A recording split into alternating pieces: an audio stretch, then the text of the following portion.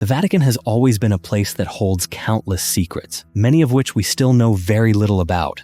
But what if I told you there are some things you probably shouldn't hear because once you do, they might change the way you see everything? What hidden truths are buried deep inside the Vatican? That's exactly what we're going to uncover in today's video. So fasten your seatbelt as we dive into today's mystery. But first, you'll have incredible luck if you like and subscribe before this video ends. The Forbidden Black Magic Book. Among ancient texts, the Grand Grimoire, also known as the Red Dragon, stands as one of the most feared and controversial books ever mentioned in Western legend.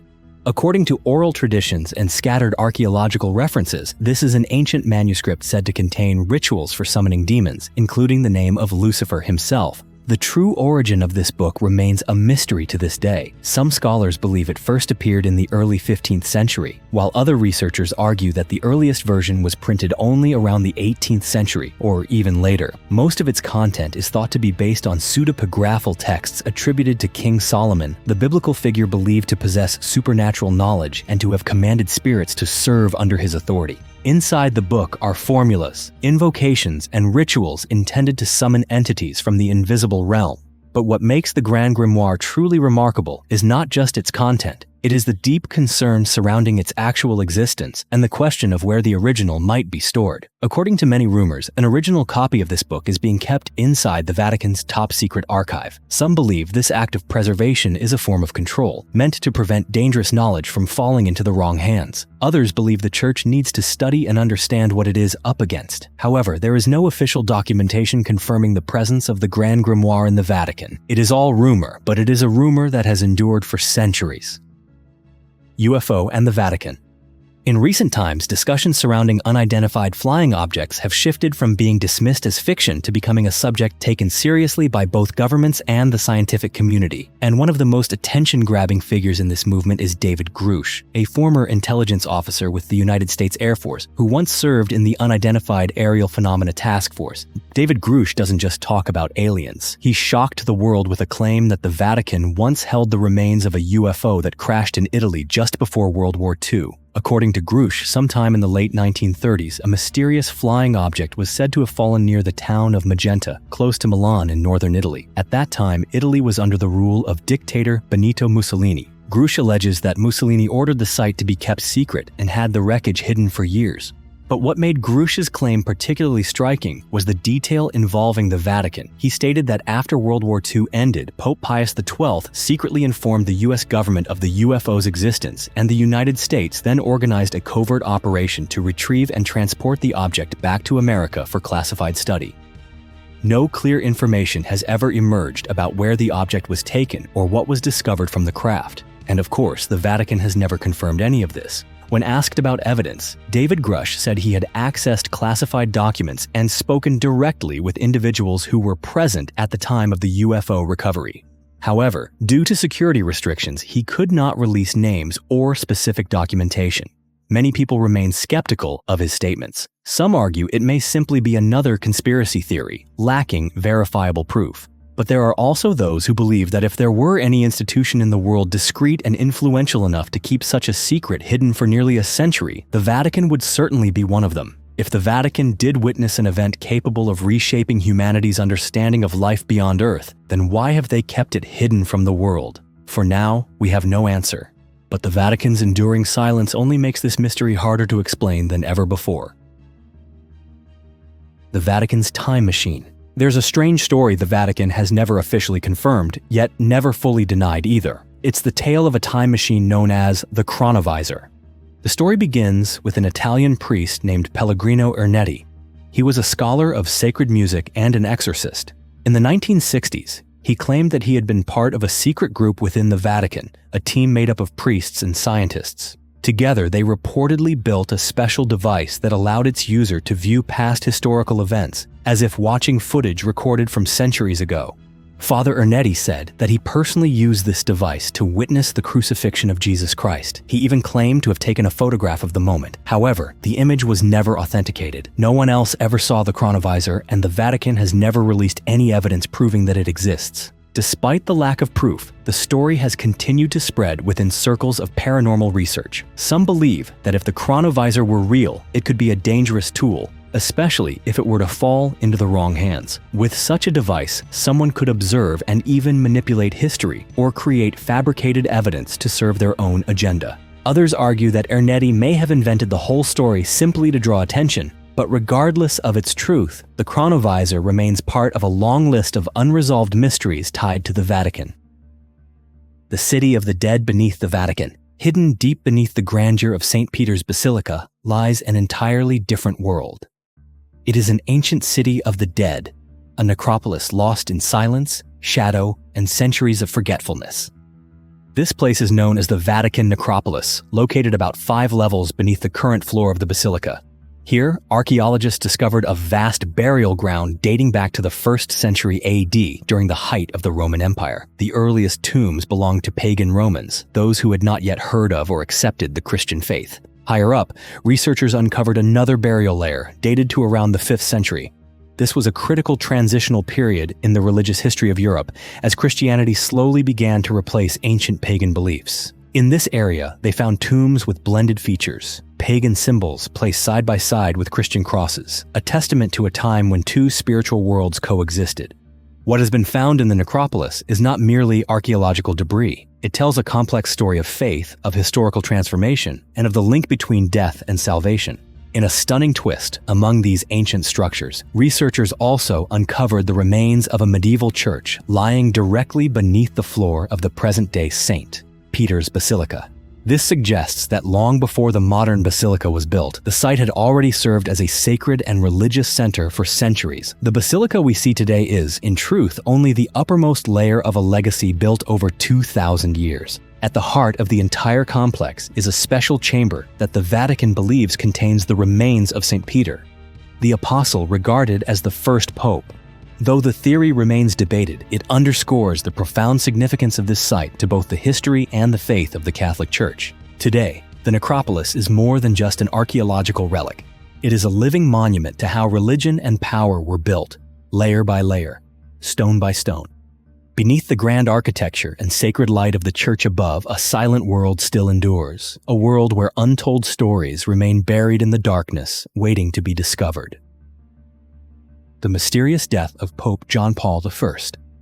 In September 1978, the Catholic world was shaken by an event unprecedented in modern history. Pope John Paul I died suddenly, just 33 days after being elected as the successor to St. Peter. He was known as a humble, modest man, and in that short time he had already won the love of millions of faithful around the world. But it was his abrupt passing that opened the door to a series of questions that have never been satisfactorily answered. Initial reports about the cause of his death were riddled with contradictions. Some claimed he suffered a heart attack while sleeping. Others insisted that his health had been perfectly stable up until the moment he died. And to this day, no official autopsy has ever been performed. John Paul I was seen as a reform-minded leader. Although he had not yet announced any official plans, many believe he was preparing to confront one of the darkest corners of Vatican affairs, the Vatican Bank, which had long been suspected of being at the center of numerous financial scandals spanning decades. According to several researchers, the new pope had begun asking difficult questions about the Vatican Bank, and those questions may have placed him in real danger. At the time, one of the most powerful figures managing the Holy See's finances was Bishop Paul Marcinkus, the head of the Institute for Works of Religion, better known as the Vatican Bank. Under his leadership, the bank became entangled in a web of accusations involving money laundering, shady investments, and massive unexplained loans. Tied to these scandals was Roberto Calvi, a central figure in Banco Ambrosiano, an Italian bank whose collapse would later send shockwaves through the financial world. Calvi was a member of P2, a secretive lodge accused of manipulating politics and finance in Italy. In 1982, his body was found hanging from a bridge in London. Though his death was officially ruled a suicide, suspicions of assassination have never truly gone away. Marcinkus himself was later investigated and accused of complicity in the bank's collapse, which resulted in losses totaling $3.5 billion. Though no official evidence has ever been produced, many believe that Pope John Paul I had become a threat to powerful interests. One theory suggests he was poisoned to prevent any potential purge of the Vatican's financial network.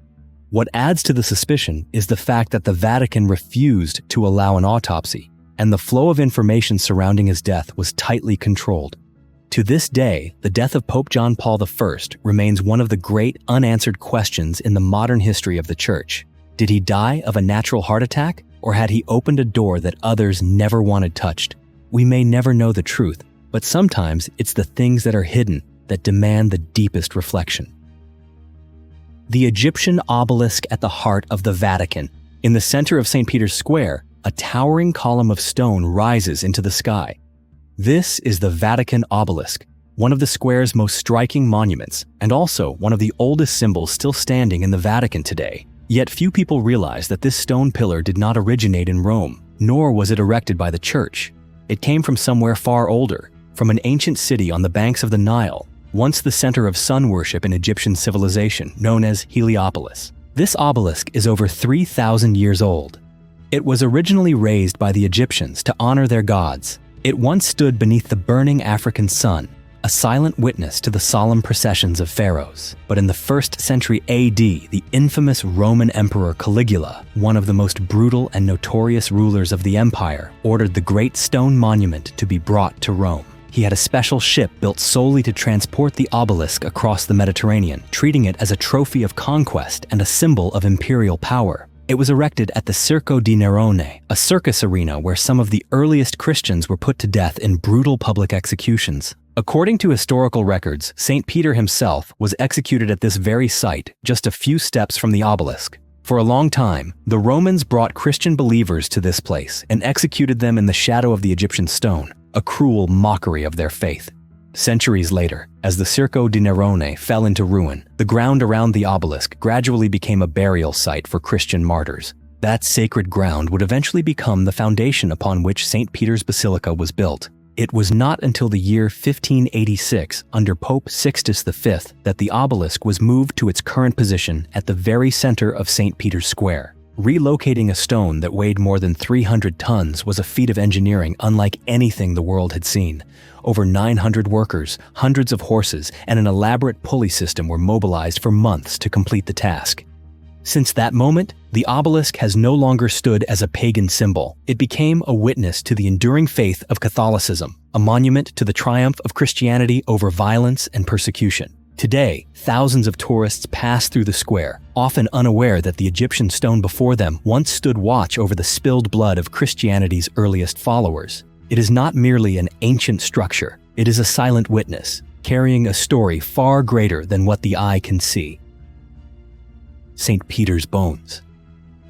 In 2013, under the dazzling light of St. Peter's Square, a solemn ceremony unfolded. For the first time in history, the Vatican publicly displayed a small stone box containing 8 fragments of bone, bones they believe belong to St. Peter, the first pope in the history of the Catholic Church.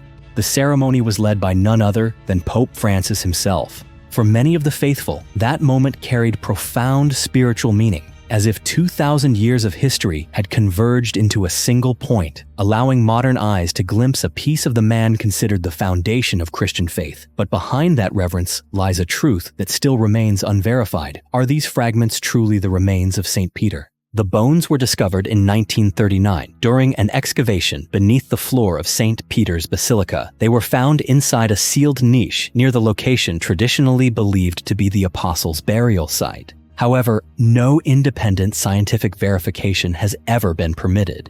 In 1968, Pope Paul VI declared that faith is reasonable, but also admitted that conclusive proof could not be provided. In the decades that followed, the Vatican remained silent about the true origin of the relics. According to author Bruno Bartoloni, who spent many years researching inside the Vatican, no pope has ever allowed scientists to examine the bones using modern methods. Some internal documents even suggest that St. Peter's tomb carries a millennium-old curse, and that anyone who disturbs it may face terrible misfortune. Whether the curse is real or not, it's clear that the Vatican has shown no urgency in probing too deeply. Perhaps to them, the spiritual and symbolic value of these bones outweighs the need for scientific validation, or perhaps the truth is something the Church is not prepared to face. The Pope prisoners. The story begins in 1871, when the Kingdom of Italy successfully unified the nation and moved to seize the Papal States, vast territories that had been under the Pope's control for centuries. With the aim of secularizing the country, the Italian government passed the Law of Guarantees, promising to protect the dignity of the Pope while simultaneously stripping the Vatican of its political authority. For Pope Pius IX, the head of the church at the time, this was unacceptable.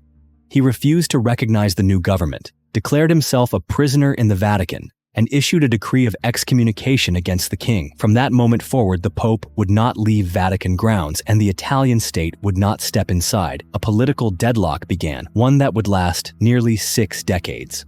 During that time, the popes lived, worked, and carried out their religious duties within the confines of just a few hectares of Vatican land, completely severed from official contact with the rest of Italy. The Vatican became a world unto itself, isolated, enclosed, and symbolically at odds with the nations surrounding it. It was not until 1929 that the standoff finally ended. The Lateran Treaty was signed between Pope Pius XI and Italy's then leader, Benito Mussolini. The agreement recognized the Vatican as an independent, sovereign state with full political and diplomatic rights. In return, the Church agreed to relinquish its claims over the lost papal territories. The Lateran Treaty not only resolved nearly 60 years of tension, it laid the foundation for the modern Vatican as we know it today, a tiny state with immense global religious influence where the Pope is no longer seen as a prisoner, but as a sovereign head of state. Jesus' death certificate. For centuries, the Shroud of Turin has remained one of the most debated and captivating religious artifacts in the world. It is not just an old piece of cloth, it is a symbol of suffering, death, and the undying hope of millions of Christian believers. According to tradition, this was the cloth used to wrap the body of Jesus after his crucifixion. Imprinted faintly on its surface is the image of a man bearing wounds that match the descriptions found in the Bible. The shroud was first officially recorded in 1354 in France, and since then it has become the focus of endless research, debate, and reverence.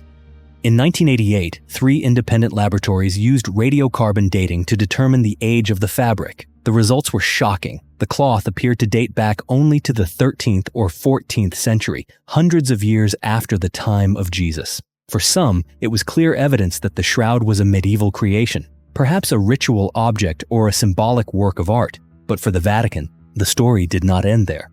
In a later study, Barbara Frail, a researcher from the Vatican Secret Archives, claimed to have discovered faint traces of writing on the surface of the shroud, something no one had noticed before. Through high-intensity image analysis, she said she could make out fragments of text in ancient Greek, Latin, and Hebrew, arranged without clear structure but repeating the same message. This is the burial shroud of Jesus of Nazareth. According to Frail's theory, the cloth may have served not only as a burial covering, but also as a rudimentary death certificate. In Roman times, it was not uncommon to affix or write identifying information directly onto burial shrouds. The inscriptions, she suggested, might have been hastily written by an official after the execution, confirming the identity and cause of death. Even so, her discovery has not gained broad acceptance in the scientific community, partly due to the ambiguity of the evidence, and partly because the shroud has become too sacred to subject to further testing and controversy. For the Vatican, the cloth no longer needs to prove anything. Its value does not lie in scientific conclusions, but in the depth of faith it continues to inspire. The Pope escape tunnels. Hidden among the ancient stone structures and high surrounding walls of the Vatican is a passage that almost no one notices, a quiet pathway running along the fortified perimeter. It is known as the Passetto di Borgo, or more dramatically, the Pope's escape tunnel. From the outside, it appears unremarkable. Just a long stone wall, like hundreds of other medieval defenses scattered across Europe. But within it lies a narrow corridor stretching nearly 800 meters, connecting the Vatican directly to Castel Sant'Angelo, the former mausoleum of Emperor Hadrian, later transformed into a papal fortress and sanctuary. Construction of the Passetto di Borgo began in the 9th century under Pope Nicholas III, and it took more than 6 centuries to complete. It was more than a feat of architecture. It was a strategic declaration that in times of instability, the head of the church needed a way to escape, and at one point in history, that escape route would prove to be a lifeline. In the year 1527, Rome plunged into one of the darkest chapters of its past, the sack of Rome by the forces of Emperor Charles V. The city fell into chaos. Churches were looted, monks, worshippers, and innocent civilians were slaughtered in the streets. Amid the anarchy, Pope Clement VII was forced to flee for his life. The Passetto became his only means of survival, carrying him out of the Vatican in secrecy and safety.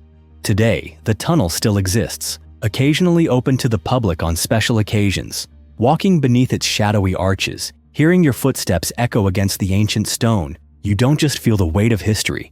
You can almost picture the moment a pope once rushed through the darkness, searching for the light. Vatican and the secrets buried beneath. Beneath the very stones of Vatican City lies a vault of knowledge preserved through the centuries. It is known today as the Vatican Apostolic Archive, though until recently it bore a name far more evocative, the Vatican Secret Archive. The renaming, initiated by Pope Francis a few years ago, was meant to dispel the cloud of suspicion and intrigue that had long surrounded its contents. Yet the change in name could not erase the deeper question that continues to linger. What secrets is the Vatican still hiding?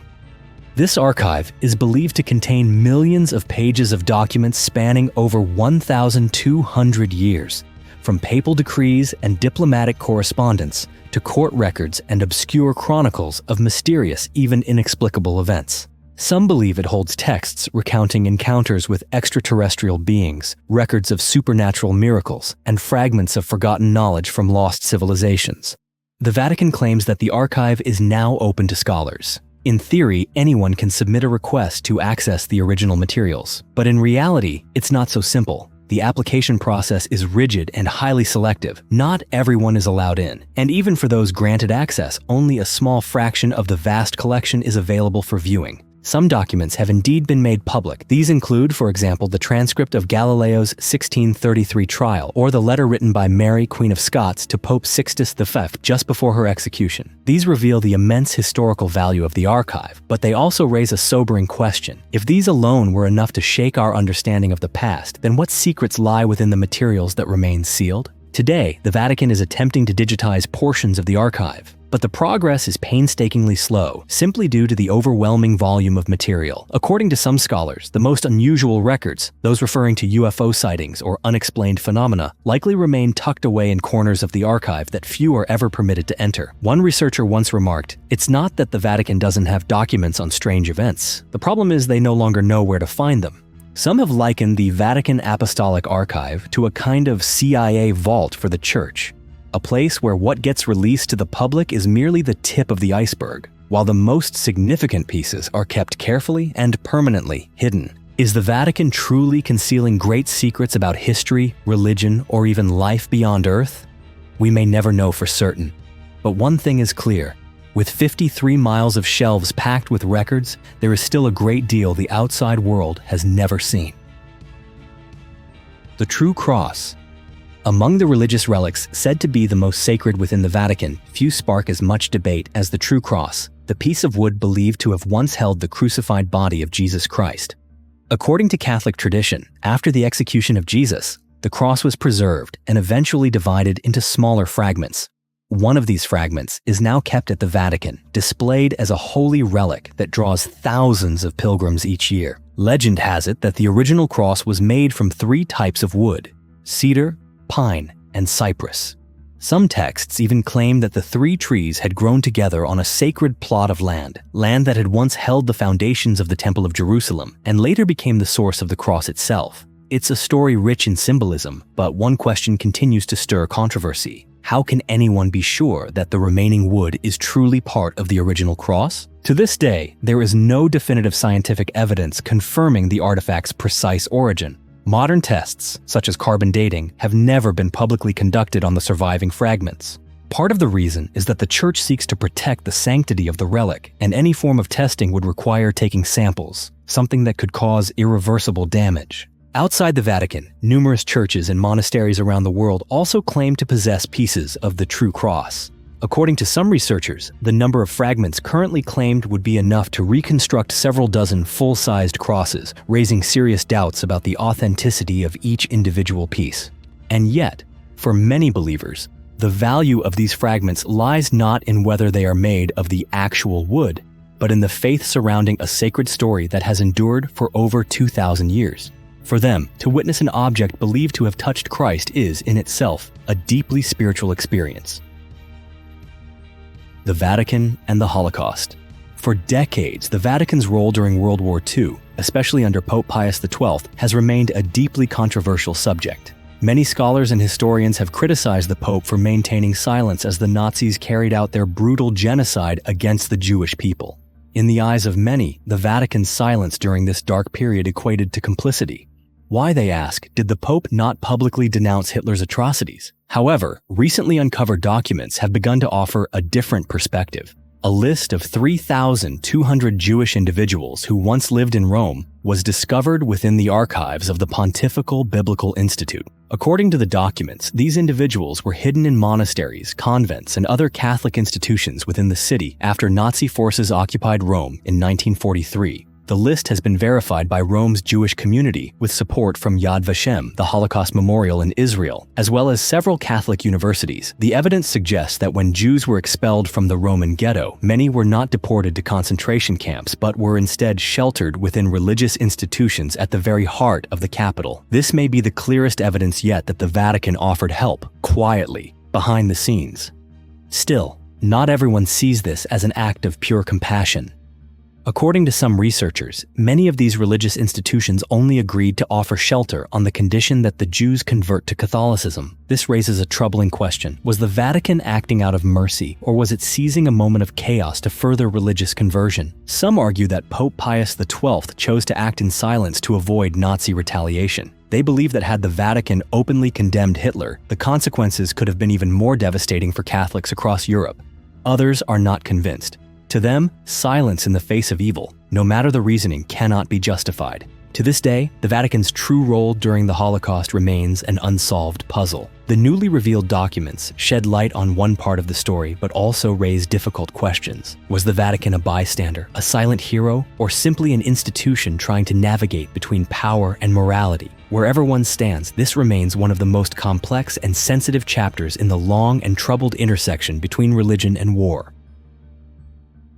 The Ark of the Covenant. Throughout the history of religion, the Ark of the Covenant has been regarded as one of the most sacred and powerful objects ever crafted by human hands. According to the Bible, it was the wooden chest used by the ancient Israelites to house the stone tablets bearing the 10 Commandments. The Ark was said to be made of acacia wood, overlaid with pure gold both inside and out, and topped with 2 golden angels whose wings stretched over the lid. During the Israelites' long journey through the wilderness, the Ark was not only a religious symbol, it was believed to carry the very presence of God, capable of bestowing blessings or unleashing divine wrath. But around 587 BC, when Babylonian forces invaded Jerusalem and destroyed the First Temple, the Ark of the Covenant abruptly vanished from all official records. Since then, its fate has become one of the greatest unsolved mysteries in religious history. Some scholars believe the Ark was destroyed in the invasion. Others insist it was hidden away, safeguarded before the enemy arrived. And among the more provocative theories, there are those who suggest that the Ark may now lie deep within the Vatican's vaults. Why then is the Vatican often drawn into this mystery? One of the main reasons lies in the uncanny similarities between the Ark of the Covenant and the sacred chests found in ancient Egyptian religious rituals. Egyptian ceremonial boxes, especially those used in processions of the gods, were also crafted from wood, coated in gold, equipped with side handles, and often adorned with divine beings such as the god Anubis or winged creatures. Researchers like Scott Bueller have noted that in the tomb of Pharaoh Tutankhamun, archaeologists discovered a ritual chest that closely matches the biblical description of the Ark. Could it be that the ancient Israelites borrowed the concept from Egyptian culture? Or was there a deeper spiritual connection between these two great civilizations? If there is any organization in the modern world with the power, resources, and secrecy to preserve such a sacred artifact for thousands of years, it would be the Vatican. Of course, the Vatican has never confirmed nor denied having the Ark of the Covenant in its possession, but silence, as so often happens, only fuels the mystery. Many believe that if the Ark still exists, it is being kept in a place of unparalleled security. The fake mummy scandal at the Vatican. The Vatican museums are home to one of the largest collections of ancient artifacts in the world. Within its vast halls are treasures from Roman sculptures and ancient manuscripts to Egyptian relics thousands of years old. Among the most notable displays are the Egyptian mummies, exhibited in the section dedicated to the Nile civilization. But a recent discovery has cast doubt on the authenticity of some of these sacred relics. At least a few of the mummies at the Vatican may, in fact, be fakes. The story began in 2015 when a group of researchers conducted X-rays and CT scans on 9 mummies exhibited at the Vatican museums. The procedure was routine, part of a scheduled preservation assessment. But when the images appeared, something unexpected was revealed. 2 of the mummies did not contain the remains of children or animals as previously labeled. Instead, wrapped tightly in linen were the bones of 2 adults, a man and a woman, dating back not to ancient Egypt, but to the Middle Ages, sometime between the 14th and 15th centuries. In one case, researchers even discovered a rusted nail from the 19th century lodged between the bones and the wrappings, seemingly placed there to hold the structure together. These were not authentic Egyptian mummies. They were 19th century fabrications, products of an era when Europe and America were swept up in what historians now call mummy mania. During this period, owning an Egyptian mummy became a status symbol among aristocrats and academics. Demand outpaced supply. And so, a market for fake mummies was born. Antique dealers began wrapping the bones of more recent human remains in old linen, sometimes even repurposing fabric from damaged real mummies and selling them as ancient Egyptian artifacts. These counterfeit relics found their way into museums and research institutions across the globe, remaining undetected for decades. The Vatican was no exception. The revelation that fake mummies had been on display in the Holy See's most revered museum surprised the public and raised troubling questions about the authenticity of other historic relics. If forgeries can find their way into a place as sacred and prestigious as the Vatican, then what might be happening in museums elsewhere around the world? Yet, it is important to recognize a crucial point. The Vatican did not deliberately deceive the public. In the 19th century, verifying the authenticity of artifacts was largely based on appearance. Technologies such as X-rays or carbon dating simply didn't exist. Acquisitions were made based on trust and the perceived credibility of the seller. Emperor Nero's bathtub. When people think of the Vatican, their minds often go straight to St. Peter's Basilica, ancient manuscripts, or Michelangelo's masterpieces. But few are aware that hidden deep within the exhibition halls of the Vatican museums lies an object no one would expect. An ancient Roman bathtub, once belonging to Emperor Nero, crafted from one of the rarest stones on Earth, Egyptian purple porphyry. This type of stone, known as porphyry by the Romans, could only be quarried from a single site buried deep within the Egyptian desert, in a region once under Roman control. That quarry has been depleted for over 1,500 years. Today, attempting to recreate a tub of similar size and material would cost an estimated $2 billion, not only because of the rarity of the stone, but also due to the extraordinary craftsmanship required to carve it. Nero's bathtub was not merely a lavish fixture. It was a symbol of absolute power and the decadent lifestyle of one of Rome's most infamous emperors. To the ancient Romans, porphyry was not just a luxury material. It was a stone reserved for royalty, used to pave temple floors, construct imperial thrones, and, in Nero's case, to bathe like a god. The Vatican doesn't just house Nero's tub. Wandering through its vast corridors, visitors can also find mosaic artworks depicting Roman athletes, dating back to the 3rd century. These rare pieces are some of the few surviving testaments to a time when sport was not merely entertainment, but a reflection of culture, discipline, and national pride. These mosaics were recovered from the baths of Caracalla, a massive public complex that once welcomed thousands daily. That such opulent artifacts of the Roman Empire are now housed within the Vatican may surprise some. But in truth, after the fall of the empire, the Catholic Church emerged as its spiritual and cultural heir. Over time, many relics were gathered from ancient Roman ruins and brought to the Vatican for safekeeping. Nero's bathtub is just one small piece of that immense legacy. The altar of Moses. According to the Bible, after leading the Israelites out of Egypt, Moses ascended Mount Sinai to receive God's laws. But before he went up the mountain, he performed a very specific ritual. At the foot of Sinai, Moses built an altar using uncut stones and erected 12 stone pillars, each representing one of the 12 tribes of Israel. He then offered animal sacrifices, sprinkled the altar with blood, and even cast some upon the people, sealing a sacred covenant between them and God. To many, this episode is a powerful part of Scripture.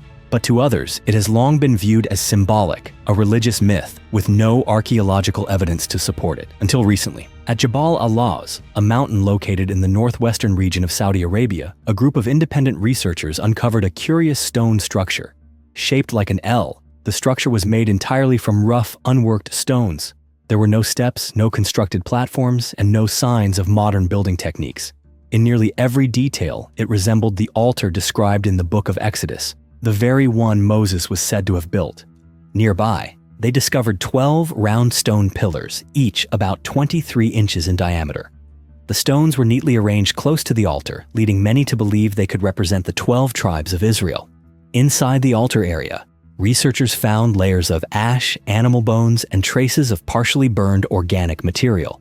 Preliminary analysis suggested that these remains could be the remnants of ritual sacrifices, strikingly similar to the offerings detailed in biblical accounts. Despite the attention this discovery has received, the Saudi Arabian government has rejected any connection to biblical events. Instead, they maintain that the area once belonged to the Nabateans, an ancient civilization known for their mining operations and stonework throughout the region. According to the official narrative, the pillars are simply remnants of an old quarry, and the bones could be the result of domestic activity or cooking by Nabatean workers. Yet many Western researchers strongly disagree. They argue that the location, layout, building materials, and especially the number of stone pillars are too specific to be mere coincidence. Some have gone so far as to suggest that Jabal al-Lawz may in fact be the true Mount Sinai, not the traditionally accepted site in Egypt's Sinai Peninsula. If the altar at Jabal al-Lawz truly is the one Moses built, this could be one of the clearest archaeological confirmations of a biblical event ever found. Of course, no major archaeological institution has yet officially endorsed the discovery, and the site remains difficult to access due to political restrictions. Still, for many, the evidence already uncovered is enough to reignite belief. The fallen popes. To many, becoming pope seems like the pinnacle of sacred authority, a position both holy and untouchable. But history tells a far more dangerous story. Of the 266 men who have sat on the papal throne, at least 42 have died under mysterious or unusual circumstances. Some were executed, others poisoned, and a few perished in bizarre accidents. These deaths are a stark reminder that no matter how divine the office may appear, power has always come with a price, especially in a world shaped by politics, betrayal, and revenge. One of the strangest tales in the Church's history is that of Pope Formosus. He died in 896, and one might have expected that to be the end of his story. But not long after, his successor, Pope Stephen VI, ordered Formosus's body exhumed, dressed it once again in papal vestments, and placed it on trial in a bizarre proceeding known as the Cadaver Synod. The corpse was declared guilty. 3 fingers, those believed to have blessed the faithful, were cut off, and the body was thrown into the Tiber River. The episode is so real, so grotesque, that historians still debate its motivations and the depth of internal hatred within the medieval Vatican. Alongside these macabre deaths were popes who led lives of decadence and scandal, tarnishing the image of the Church. Sixtus IV, who reigned from 1471 to 1484, was infamous for appointing relatives to powerful church positions and was rumored to have fathered several illegitimate children. Alexander VI, better known as Pope Rodrigo Borgia, remains one of the most controversial figures in papal history. He held lavish feasts inside the Vatican, maintained multiple mistresses, and used his position to elevate his family's influence. Then there was John XII, who ascended to the papacy at around 18 years old and was said to have turned the Vatican into a house of debauchery. He died while committing adultery with a nobleman's wife. Some say he was beaten to death by her husband. Others claim he suffered a stroke during the act. Other popes met more unexpected fates. John XXI, a pope deeply interested in medicine and science, died when the ceiling of his study collapsed on him while he was working. He survived for a few days before succumbing to his injuries. Urban VI, meanwhile, reportedly fell off a mule and died from the accident. His death was not mysterious, but it remains one of the least dignified ends for a man once regarded as the supreme leader of the Church. These stories reveal that the papal throne is not only a symbol of divine authority, it has also been at times a seat of political intrigue, personal tragedy, and human vulnerability. The highest office in the Church has come at a steep cost for some, and while the Pope is called the Vicar of Christ on earth, history reminds us that many popes, despite their titles, were still men, driven by ambition, and often undone by it. Homosexuality in the Vatican. The Vatican is the global seat of Catholic authority, often portrayed as a bastion of solemnity, tradition, and conservatism. But behind those centuries-old walls, there is a story many believe the Church has tried to keep hidden for years, the story of homosexuality within the Vatican itself. In 2019, French journalist Frédéric Martel published a book titled In the Closet of the Vatican. The book was the result of a 4-year investigation, drawing from more than 1,500 interviews with cardinals, priests, former clergy, and even Vatican security personnel. In it, Martel made a stunning claim. 80% of the clergy working within the Vatican are homosexual. According to him, many of these individuals live in secrecy, concealing their true identities. What's more striking is that some of the loudest voices condemning homosexuality in public are the very same people living double lives. They denounce the LGBT community from the pulpit while engaging in same-sex relationships in private. Martel described this as a long-standing culture of hypocrisy embedded within the heart of the Church. The Vatican has not directly denied the statistics presented in the book, but it has also offered no formal acknowledgement. Some sources have noted that Pope Francis once told a survivor of sexual abuse, "God made you like this, and He loves you as you are." That sentiment earned him support from many in the LGBT community, while drawing criticism from more conservative factions within the Church. But the issue is deeper than questions of identity. Experts have suggested that living a double life in an environment as closed and pressured as the Vatican may contribute to systemic problems, such as the abuse scandals and cover-ups that have plagued the Church. When people are not allowed to live truthfully, it can lead to psychological strain and foster a culture where secrecy becomes second nature. As long as the subject remains taboo, the culture of silence will continue to thrive. And when the truth is buried too deeply, it doesn't just damage the Church's reputation, it hurts real people living within its walls. Did the Vatican fabricate 300 years of history? Among the strangest theories ever proposed about European history, one idea stands out for its boldness: that 300 years in our current timeline never actually happened. This idea is known as the phantom time hypothesis. The theory was introduced in the 1990s by a German researcher named Heribert Illig, who argued that the period between AD 614 and 911 was fabricated. According to Illig, Pope Sylvester II, Holy Roman Emperor Otto III, and a few others conspired to insert 3 centuries into the historical record. Their motive?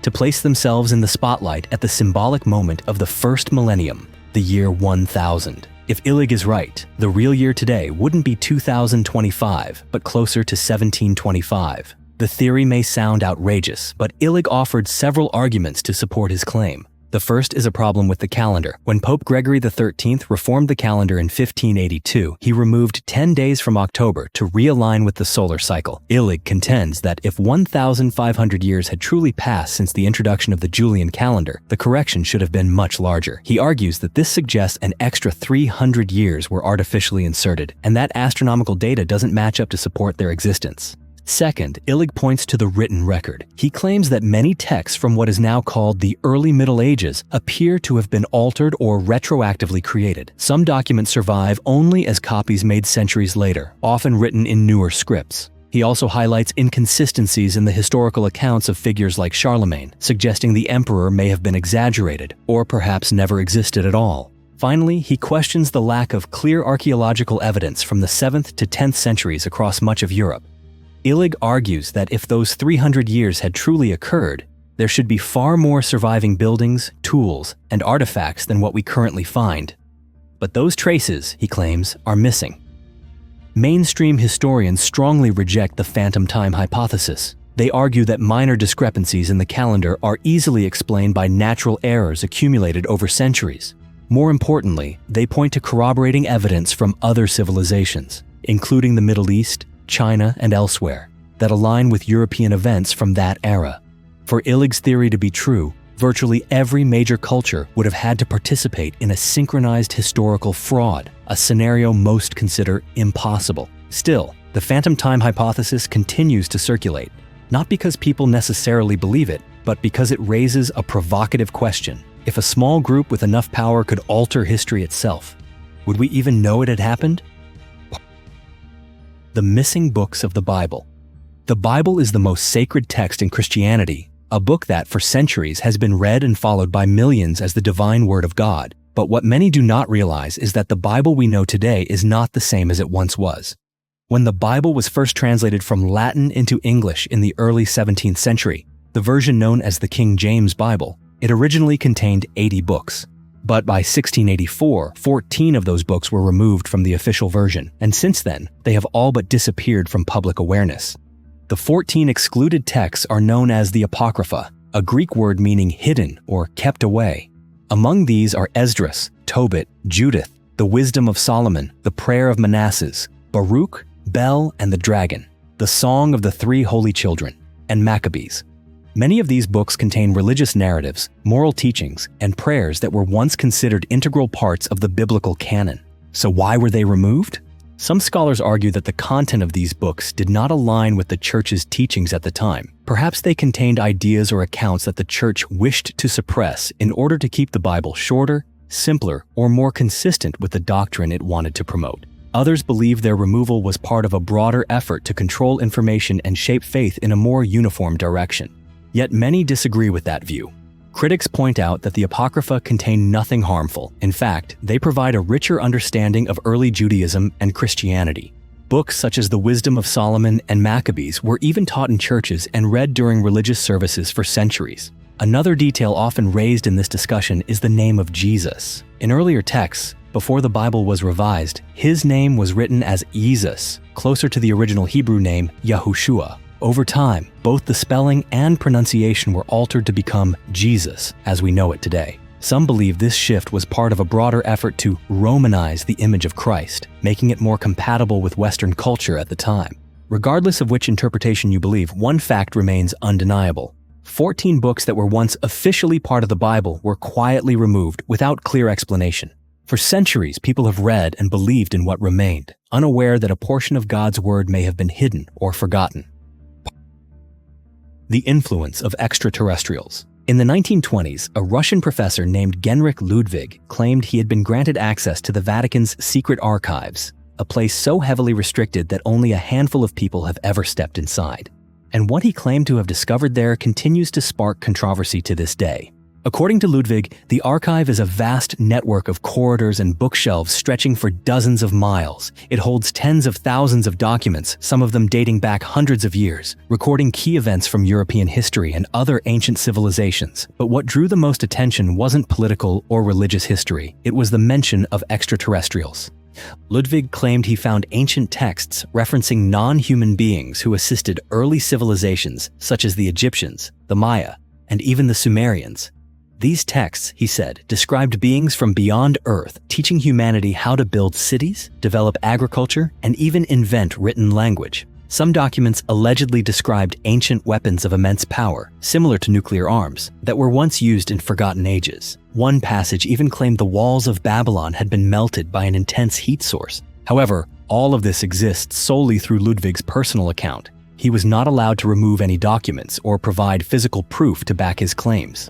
This has led many to dismiss his story as fantasy, or perhaps a clever fabrication meant to draw attention. Yet despite the skepticism, Ludwig's story aligns with theories that independent researchers have raised for decades. For example, many have long wondered how ancient civilizations could have achieved such advanced engineering and scientific knowledge so far ahead of their time. The Sumerians, in just a few centuries, transitioned from a society of hunters and gatherers to city builders, water system engineers, and inventors of one of the world's earliest writing systems.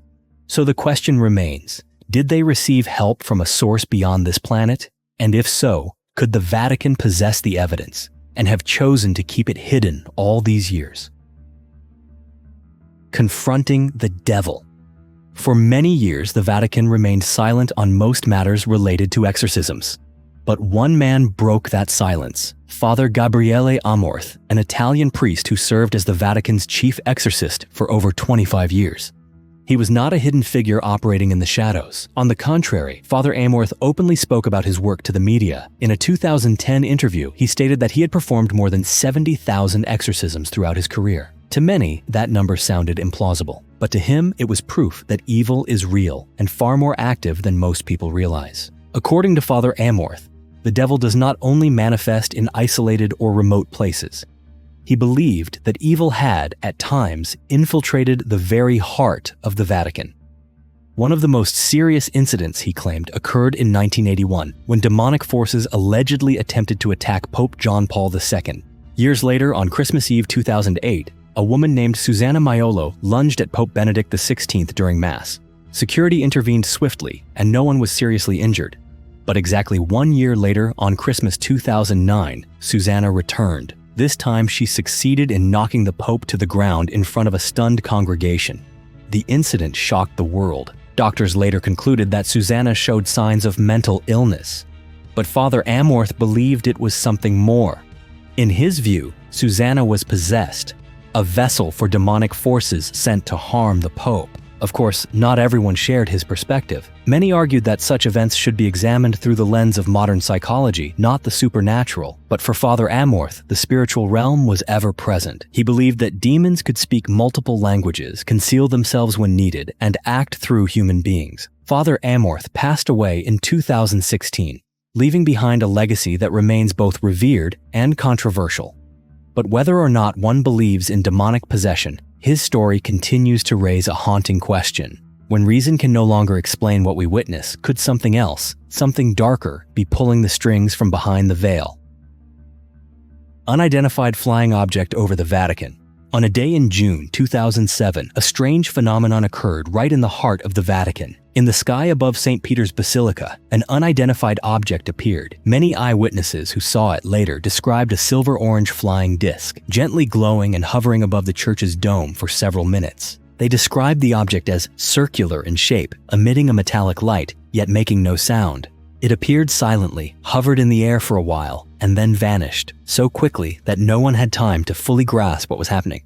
What stood out most was that just a few days later, all information about the incident had nearly vanished from public media. The initial photos surfaced briefly on obscure forums and a few online news outlets, but were quickly removed or forgotten. There was no official statement from the Vatican, no public investigation, and no one from within the church came forward to confirm or deny the event.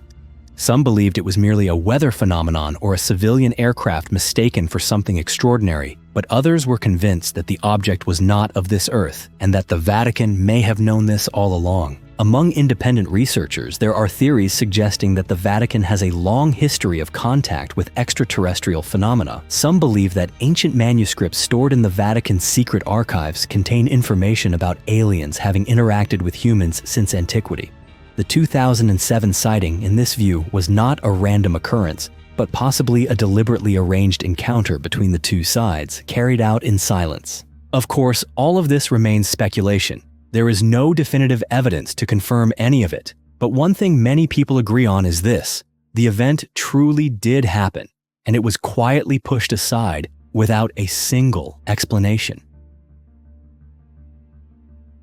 The Lost Gospel. For centuries, the image of Jesus Christ has been shaped by what is recorded in the official Bible. We know of his miraculous birth, the wonders he performed, and ultimately his crucifixion. However, there is a period of roughly 30 years in his life that is almost entirely absent from the scriptures. And it is precisely because of this absence that the discovery of a 6th century manuscript ignited considerable debate within academic and theological circles. This manuscript, written in Syriac, an ancient language once used among Christian communities in the Middle East, is believed to be a translation of an earlier Greek original. What made this text controversial was not only its age, but its contents. According to the document, Jesus was portrayed not only as a divine figure, but also as a man with human emotions, personal relationships, and, most strikingly, a marriage to Mary Magdalene. Mary, who is known in the Bible as a devoted disciple, is never officially recognized as Jesus' wife in Catholic doctrine. Yet, the manuscript goes further. It claims that the two had children, and that Mary Magdalene was not merely a companion, but referred to as the daughter of God, and described as a co-savior of mankind. In this telling, her role was not secondary, but equal to Jesus in the divine plan. With such content, it is not difficult to see why this document stands in stark opposition to the teachings of the Catholic Church, which has long asserted that Jesus lived a celibate life, and that Mary Magdalene was a repentant sinner, not a central spiritual figure. Still, there are those who believe the Vatican has long been aware of this manuscript and deliberately ignored or suppressed it to preserve the theological image of Jesus as defined by doctrine. Acknowledging that he may have lived a worldly, human life would change how millions of believers perceive him. It could shake the very foundation of the doctrine that has been built and reinforced over more than 2,000 years. To this day, this lost gospel remains an unresolved mystery, but it does point to one unsettling truth. The history of faith as we know it may be only a fragment of a much greater and undisclosed story. The Vatican Secret Archives. In the heart of Vatican City lies a place where almost no one is allowed to enter. It is the Vatican Secret Archives, a highly guarded section that houses the oldest and most sensitive documents in the history of the Catholic Church. This is one of the largest and oldest secret archives in the world. It is estimated to contain over 50 miles of shelving filled with documents, millions of pages of records, letters, political correspondence, and theological texts dating back hundreds, even thousands of years. But what makes this place truly remarkable is not just its scale, but the way the Vatican controls access to it. For years, only a carefully selected handful of scholars have been granted permission to study the archives, allowed to access only very small portions at a time. Even then, they are not allowed to take photographs, make full copies of documents, or disclose any content that has not been officially approved by the Vatican. It is this strict control that has fueled countless rumors and conspiracy theories. Some believe that within the archives lie the remains of extraterrestrials or strange machines, such as devices capable of time travel. These theories may sound far-fetched, but given the level of secrecy surrounding the archives, they are not entirely implausible. There are even claims that the Vatican is hiding unpublished biblical texts or documents that could fundamentally change the way we understand religious history and the story of humanity itself. While no one has been able to confirm these claims, the Vatican's silence only deepens the public's curiosity. Still, there are some documents that have been verified to exist and are known to be stored within the archives. For example, the final letter of Mary, Queen of Scots, written just before her execution in 1587. Or the records concerning the Church's conflict with Martin Luther, the man who sparked the Protestant Reformation. There are also transcripts from the trials of the Knights Templar, once protectors of the Holy Land, later condemned by the Church as heretics. Even so, these are merely the tip of the iceberg. The unpublished documents remain locked away, and even as the Vatican claims to be opening the archives for research purposes, many believe that the real secrets are being kept elsewhere, in a section the public will never be allowed to see. The highest crime rate in the world. It may sound unbelievable, but data shows that there are between 1 to 1.5 criminal offenses per year for every resident living in Vatican City. That figure is even higher than in cities known for their high crime rates. However, to understand this correctly, we need to look at the bigger picture. In reality, the Vatican is the smallest country in the world, both in terms of area and population. Only about 800 to 1,000 people live there, most of whom are clergy, monks, and security personnel. And yet each year, the Vatican receives more than 18 million tourists from around the world. This creates a huge imbalance in how the crime rate is calculated. The number of incidents is driven by the tourists, but the statistics are measured against a very small permanent population. As a result, the crime rate on paper is inflated to an unusually high level.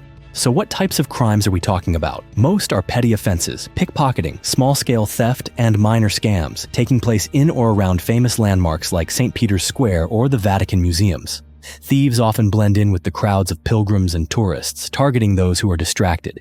They act quickly, discreetly, and are rarely caught in the act. What's important to understand is that crime in the Vatican is not violent crime, and visitors don't need to be overly concerned. It remains one of the safest places to visit, on par with any major tourist destination in the world. In truth, the Vatican isn't a breeding ground for criminals. It has simply become an ideal setting for petty thieves to operate. With overwhelming foot traffic, limited security forces, and no sizable local population, the Vatican has become easy prey for those who target unsuspecting tourists. The mystery of the pine cone and the pineal gland within the Vatican. Amid the grand domes and famous frescoes, there is one detail that often goes unnoticed. It is a massive bronze sculpture of a pine cone.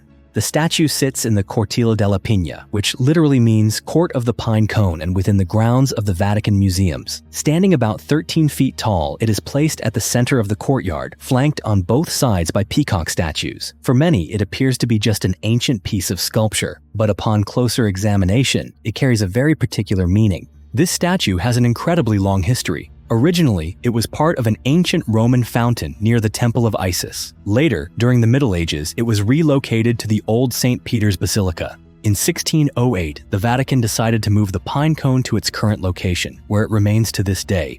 The pine cone is not the only artifact the Vatican has preserved from antiquity. Many of its structures were once temples to pagan gods before being converted into Christian churches. However, The pine cone is a particularly clear and striking symbol, one that has prompted many questions. What makes the pine cone special is not only its shape, but the fact that it resembles a part of the human brain called the pineal gland. The pineal gland is a small endocrine organ located near the center of the brain. It resembles a tiny pine cone in form and regulates sleep through the hormone melatonin. But in many ancient cultures, the pineal gland was also seen as the third eye, a gateway to deeper awareness or even a connection to the spiritual realm. Modern science is still investigating the full role of the pineal gland, but for thousands of years, civilizations have used the pine cone as a symbol of enlightenment, of life, and of a vision beyond the material world. In Assyria, depictions of gods holding pine cones appear on palace reliefs from the reign of King Sargon II. It is believed the pine cone was used in rituals for purification or fertility. In Egypt, the staff of the god Osiris, the deity of the afterlife, is wrapped with two serpents and crowned with a pine cone. Many interpret this image as a representation of awakening energy within the human body, much like the concept of Kundalini in Indian spiritual tradition. In Greek and Roman culture, the god Dionysus was often depicted carrying a staff topped with a pine cone. This staff was used in sacred rites and represented life, abundance, and connection to the divine. So why would a symbol so closely tied to pagan rituals stand at the center of the Vatican, a place that represents Christianity?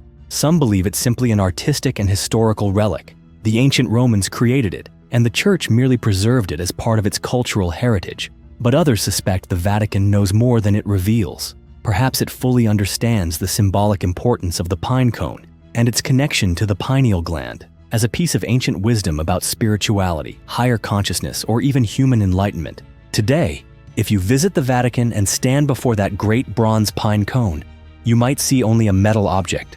But behind it lies a long and layered history, a symbol shared across cultures, and a question that still remains unanswered. The small cap and the forgotten goddess. When entering a Catholic church, many people may notice that priests or cardinals often wear a small, round, and simple cap. This cap is called the zucchetto.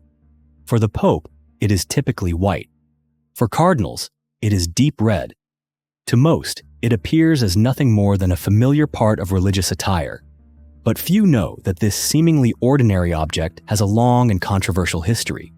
The shape of the zucchetto can be traced back to ancient Rome, specifically to the rituals honoring a goddess named Cybele. She was regarded as the mother of the gods, symbolizing fertility, war, and divine protection. The priests who served Cybele, known as the Galli, wore unusual garments, performed extreme rituals, and most notably, wore a round cap on their heads. This cap was more than a sign of reverence. It symbolized the renunciation of personal identity in order to become a devoted servant of the goddess. When compared side by side, the cap worn by the Galli bears a striking resemblance to the zucchetto used by Catholic clergy today. And this raises an important question. Why would a symbol associated with the worship of an ancient goddess appear in a religion that emphasizes devotion to a single god? Some argue that this is merely a cultural remnant or perhaps a matter of practicality. But for those who study religious history and ancient symbols, the similarity is too significant to dismiss as coincidence. It's possible that as Christianity evolved, it absorbed certain symbolic elements from earlier belief systems. The use of the zucchetto may be part of that process, retaining something familiar to people during a period of transition, while imbuing it with new meaning. But there is also another possibility that ancient knowledge once existed, carried profound meaning, and for reasons unknown, was either hidden or transformed. The pointed hat and traces of the Babylonian fish god. If you've ever seen the Pope or Catholic bishops during major ceremonies, you've likely noticed the distinctive hat they wear. Tall, pointed, and split at the top, it is known as the mitre. This hat is a significant part of the vestments worn by high-ranking clergy and is typically seen during solemn rituals. Yet few people realize that the shape of the mitre can be traced back thousands of years to a religion entirely different from Christianity. The mitre closely resembles the headgear once worn by ancient Babylonian priests during worship of the god Dagon. In surviving stone reliefs, Dagon is often depicted as a half-human, half-fish entity, or as a man draped in a fish's skin, covering him from head to toe. His priests wore a hat shaped like the head of a fish, with its mouth open atop the wearer's head, while the rest of the fish's body flowed down the back like a cloak. If you look closely, the open fish mouth atop the priest's head looks almost identical to the mitre worn by the Pope today. Dagon was no obscure deity. He was worshipped by the Babylonians, Assyrians, and Philistines from early antiquity. In many traditions, he was the god of agriculture and fertility, revered as a giver of life, bringing forth both abundant crops and dominion over the sea. In the agricultural and fishing societies of the ancient world, a god like this held immense importance. Notably, Dagon is also mentioned in the Bible. In 1 Samuel chapter 5, the Philistines capture the Ark of the Covenant and place it in the temple of Dagon. But soon after, the statue of Dagon falls face down to the ground, twice, as a sign that the power of the Hebrew god surpasses all. This story highlights that Dagon was not a figure encouraged for worship in Jewish tradition or in the Christian faith that followed. So why does the headpiece of Dagon's ancient priests appear in modern Catholic ritual? Some scholars suggest it may be the result of cultural transition. As Christianity spread throughout the Roman Empire and surrounding territories, it adopted certain symbols that were familiar to the local populations, easing their acceptance of the new faith. Symbols like the mitre may have been retained but given a new meaning, one aligned with Christian doctrine. Still, others raise deeper questions. Are these symbols merely cultural conveniences, or do they point to something more hidden? Could it be that remnants of ancient belief systems remain embedded in modern rituals, and that they were never truly erased? Easter and the memory of a forgotten spring goddess. For many, Easter is a time to commemorate the resurrection of Jesus Christ after 3 days on the cross. It is one of the most sacred holidays in Catholicism and has been observed for centuries. But alongside its religious meaning, Easter today is also marked by familiar symbols: colorful eggs, rabbits, gift baskets, sweets, and joyful egg hunts for children. How did a story of sacrifice and resurrection become entwined with bunnies and eggs? The answer lies deeper in history, far earlier than the arrival of Christianity.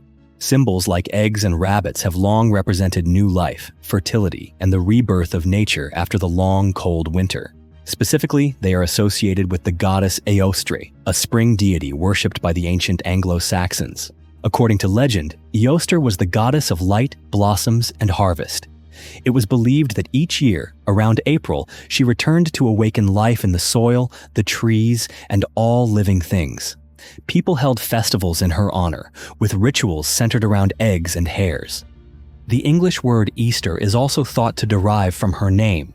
An English monk from the 8th century, Bede, recorded that the Anglo-Saxons once celebrated a festival called Eosterminath to mark the coming of spring. When Christianity spread, the church retained the name while replacing the festival's content with the story of Christ's resurrection. It wasn't just the name. The timing of Easter also reflects traces of ancient ritual. Easter does not fall on a fixed date each year, but is celebrated on the first Sunday after the full moon following the spring equinox.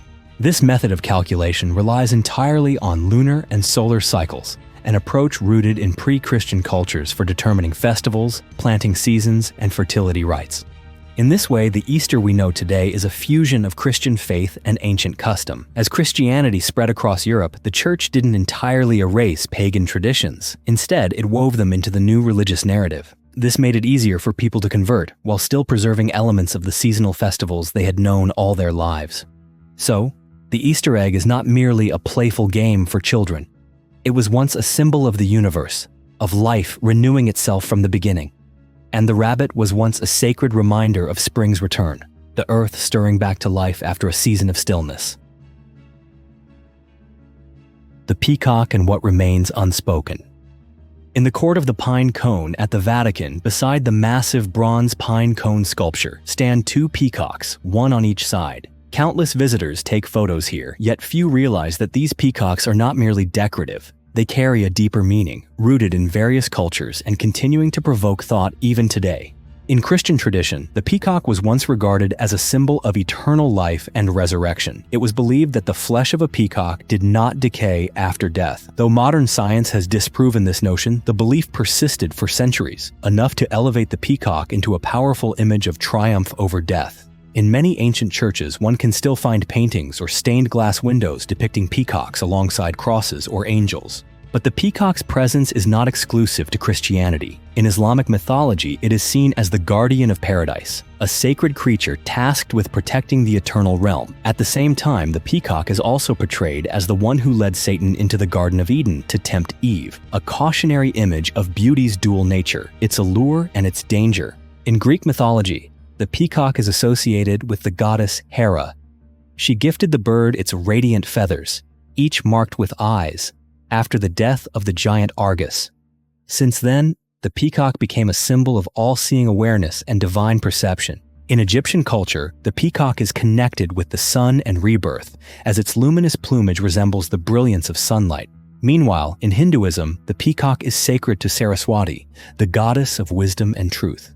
Yet it also symbolizes unstable emotions and the inner transformations one must undergo to reach higher understanding. Another curious detail is that the peacock eats venomous snakes. This fact is rarely mentioned, yet it carries powerful symbolism. In many schools of thought, snakes represent lower instincts, desire, anger, envy. When the peacock consumes the serpent, the act is interpreted as a victory of spirit over vice, the journey of overcoming one's darker impulses to attain inner peace and elevated consciousness. So, when standing in the court of the pine cone, gazing at the two symmetrical peacocks flanking the bronze sculpture, you are not merely witnessing ancient art. You are standing before a silent message, a reminder that life is not just of the body, but of the transformation of the mind. That beauty lies not only in vibrant color, but in the power to overcome the shadow within each of us. The god Janus and the secret behind New Year's Day. January 1st is the day the world celebrates the start of a new year. People gather, exchange well wishes, and set fresh intentions.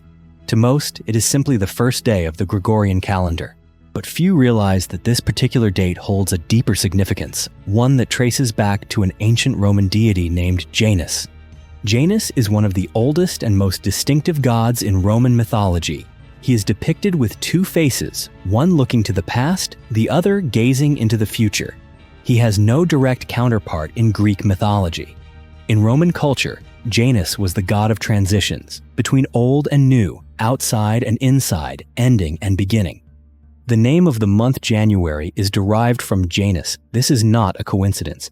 The Romans chose this month to honor his role, believing that whenever people entered a new phase of life, they needed a guide, and Janus was the one who could open the way. In ancient times, the Romans held special ceremonies at the start of the year to ask Janus to unlock favorable paths for the future. They would offer keys as symbols of his power to open doors.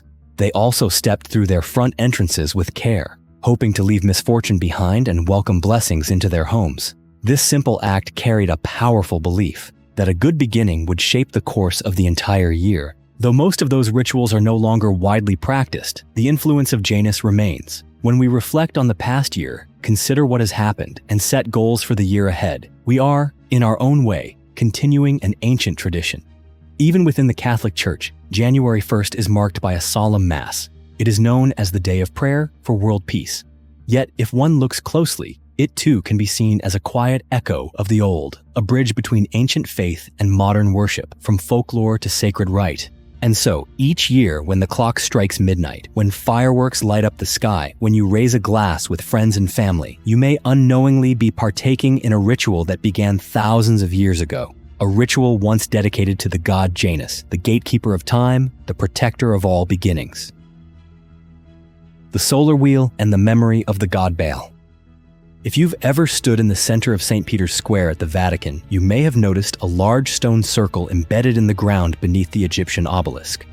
Many people walk across it without a second glance, but if you look closely, you'll see that it is not an ordinary circle. It is divided into 8 spokes radiating outward from the center, resembling a shining sun. This is the solar wheel. The solar wheel is one of the oldest symbols known to humanity. In many ancient cultures, the sun was revered as the source of life, the center of existence. The image of an 8-spoked wheel appears across civilizations, from Mesopotamian and Egyptian temples to stone carvings throughout Europe. But its presence at the heart of the Vatican raises a thought-provoking question.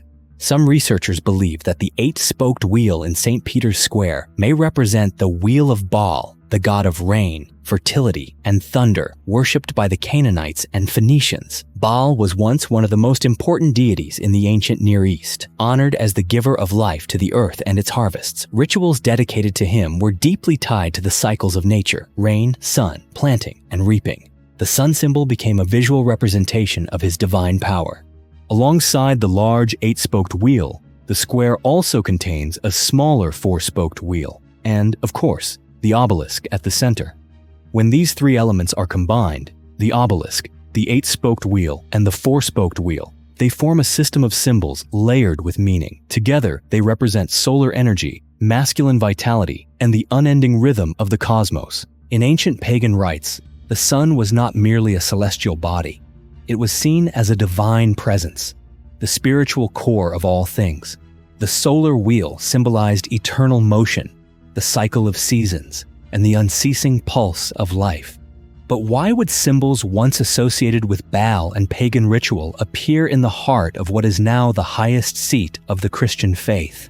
The answer may again lie in how early Catholicism approached indigenous cultures. By preserving symbols familiar to ancient peoples, the Church made it easier for them to embrace the new faith. The solar wheel could have been reinterpreted, from a symbol of Baal's power to one of God's divine light, from the sun's cycle to a wheel of grace. But others offer a different perspective. They argue that these symbols never truly lost their original meaning, that instead they were cloaked in new interpretations. According to this view, the enduring presence of pagan iconography at the heart of the Vatican is no accident, but quiet evidence that something from the past still lingers unspoken in the present. The hexagram and questions without answers. In the world of religious symbolism, few images spark as much controversy as the 6-pointed star, also known as the hexagram. For many today, this symbol is recognized as the Star of David, closely tied to Judaism and Jewish identity. But the history of the hexagram is far longer and more complex than commonly told. The hexagram consists of 2 interlocking triangles forming 6 evenly spaced points. It is not a modern invention, but an ancient symbol that appeared in the cultures of Egypt, Babylon, and ancient India. For centuries, the hexagram was used in ceremonial magic, astrology, and mystical rites. It was once seen as a symbol of balance between heaven and earth, male and female, spirit and matter. One modern organization that continues to use the hexagram is the Theosophical Society, a mystical movement founded in the late 19th century that blends Western philosophy with Eastern religion. Its emblem includes the hexagram, a coiled serpent, a swastika, and other esoteric images. The society's founders, including Helena Blavatsky, openly praised Lucifer as a symbol of enlightened knowledge, further fueling public suspicion about their true intentions. What surprises many is that the hexagram can also be found within the Vatican, appearing in floor mosaics, architectural details, and even on ceremonial headpieces worn by some popes in history. For a symbol once used in non-Christian rituals and even linked to practices deemed heretical, its presence at the heart of the Catholic Church has raised more than a few eyebrows. Some argue that this is merely a geometric coincidence, that the hexagram is simply a classical, balanced design. Others believe the symbol retains its sacred energy, even if its meaning has evolved. But there are also those who take a harder stance, claiming that the existence of the hexagram within holy spaces suggests that mystical currents and non-Christian influences still quietly persist within the Church. To this day, the Vatican has offered no official explanation for the presence of hexagrams within its grounds. And like many other symbols preserved from antiquity, the hexagram remains part of a larger picture where history, belief, and unspoken meanings coexist. For some, it may be nothing more than a 6-pointed design, but for those who study the history of religion and ancient symbolic systems, the hexagram remains a question without an answer. When Saturnalia wore the garments of Christmas. Before Christianity became the official religion of the Roman Empire, the Romans already celebrated a major festival in late December. This festival was called Saturnalia, and it was held in honor of the god Saturn, the deity of agriculture. It took place between December 17th and 23rd, in the heart of winter, just as the shortest day of the year approached. Saturnalia was unlike any other holiday. During this time, social roles were reversed. Slaves dined with their masters, the poor were allowed to speak freely, and people were encouraged to let go of daily rules and expectations. A spirit of revelry swept through the streets of Rome. Citizens exchanged gifts, wore colorful clothing, feasted abundantly, and decorated evergreen trees in the hope that spring would return. Alongside Saturnalia, the Romans also celebrated another festival known as Dies Natalis Solis Invicti, the birth of the unconquered sun. This took place on December 25th, just after the winter solstice, when the sun began to grow stronger each day. To the Romans, it symbolized light overcoming darkness, life returning after months of cold and gloom. As Christianity spread, the church faced the reality that deeply rooted folk celebrations could not be erased entirely. Rather than resist, the church chose to transform. And so, December 25th was designated as the birth date of Christ, not because of any definitive evidence about the actual date of his birth, but because it was already a time when people were accustomed to celebrating something significant. Over time, elements of Saturnalia and other pagan festivals blended into the celebration of Christmas. The image of the evergreen tree, once used to ward off evil spirits in ancient rites, became a symbol of eternal life. The tradition of gift-giving, once a gesture of temporary equality across social classes, evolved into an expression of love and goodwill. And the festive atmosphere of singing, feasting, and lights still echoes the spirit of those ancient winter days. When Christian art still bore the colors of ancient myth, many believe that Christian art emerged suddenly and definitively, as if one day the images of ancient gods vanished and were replaced entirely by crosses, saints, and angels. But the reality was far more gradual. Like the faith itself, Christian art underwent a slow formation, step by step separating from what came before. And one of the clearest traces of that transition lies deep beneath the city of Rome, in a site known as the Tomb of the Eerie family. The tomb was discovered in 1919, but it wasn't until 2012 that restoration experts completed the cleaning and full preservation of its artwork. It dates back to the 3rd century AD, a time when Christianity was still a minority faith, persecuted and forced to operate in secrecy. And yet, the influence of Christianity had begun to seep into Roman life and thought. The art reflects this change. Inside the tomb, vivid frescoes cover the walls, images that cause viewers to pause and wonder. A woman is seen standing atop a serpent, perhaps an allusion to Eve in the Garden of Eden, or possibly an ancient goddess triumphing over darkness. A man forms small human figures, possibly symbolizing God creating mankind, but also reminiscent of Prometheus in Greek mythology. There are also scenes of sages, strange animals, idyllic landscapes, and a host of symbols not easily categorized as belonging to any single mythology.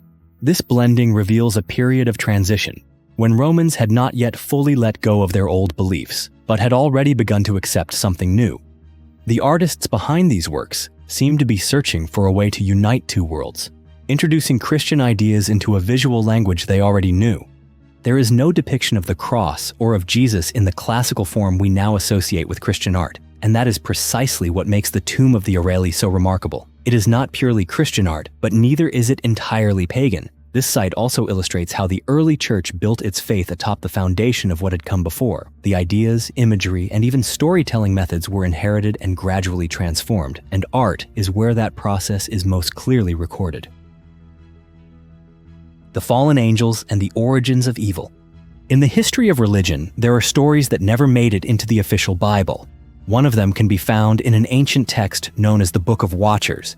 This book was written around 250 years before the birth of Jesus Christ. It was once widely read in certain early religious communities, but was later banned and excluded by the Vatican. Many believe this was because its contents were too divergent, possibly revealing truths the church did not want made public. The book tells a strange and unsettling tale of angels who descended from heaven. They were known as the Watchers, beings assigned to observe humanity. But according to the text, some of these angels failed in their duty. They did not fall because they fought against God, but because they became curious, enticed by the human world. One of these angels was named Asael. He taught women how to use cosmetics to enhance their beauty. He also taught men how to forge weapons and craft ornaments from metal.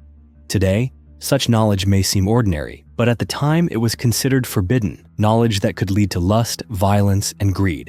Another angel, Shemahaza, went even further. He persuaded the other angels to take human women as wives. They did. And from these unions came a hybrid race, half angel, half human, known as the Nephilim. These were beings of immense size and strength, but they were also savage. According to the book, the Nephilim ravaged humanity, devoured people, and brought destruction to the world. Things became so dire that God could no longer ignore the chaos.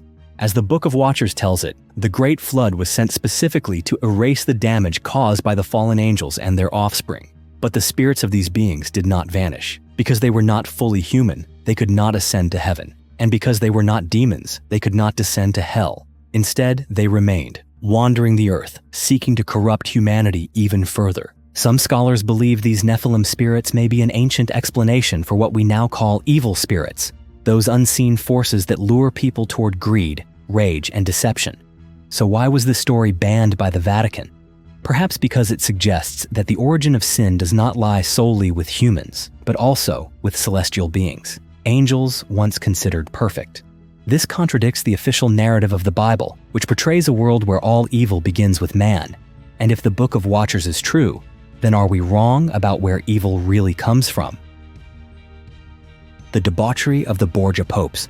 In the 15th and 16th centuries, the Vatican fell under the influence of one of the most controversial families in the history of the Catholic Church, the Borgia dynasty.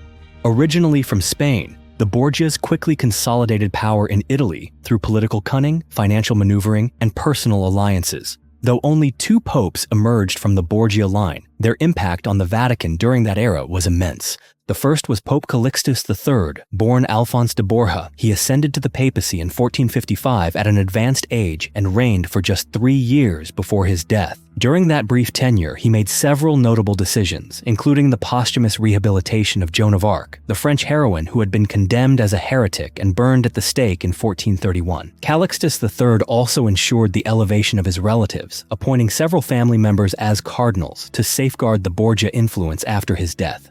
His successor within the family was his nephew, Rodrigo Borgia, later known as Pope Alexander VI. Rodrigo had already attracted scandal long before he wore the papal crown.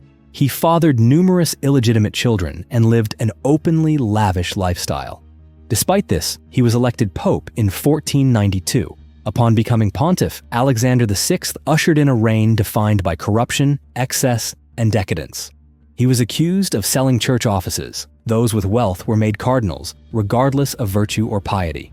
One of the most infamous episodes of his papacy was the banquet held on October 31st, 1501, known as the Banquet of Chestnuts. This event took place inside the papal palace in Rome and was attended by high-ranking clergy and approximately 50 prostitutes brought in to entertain the guests. Eyewitnesses described a night of unchecked indulgence, overflowing with wine, lust, and conduct unimaginable in what was meant to be the heart of Christian faith. The moral collapse during the reign of Alexander VI deeply tarnished the Vatican's reputation. Though he died of malaria in 1503, what he left behind became a permanent stain on church history.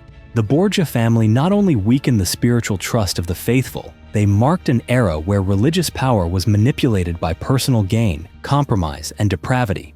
To this day, the name Borgia remains a symbol of one of the darkest chapters in the Vatican's past. The Vatican Gifts, a relic of the true cross.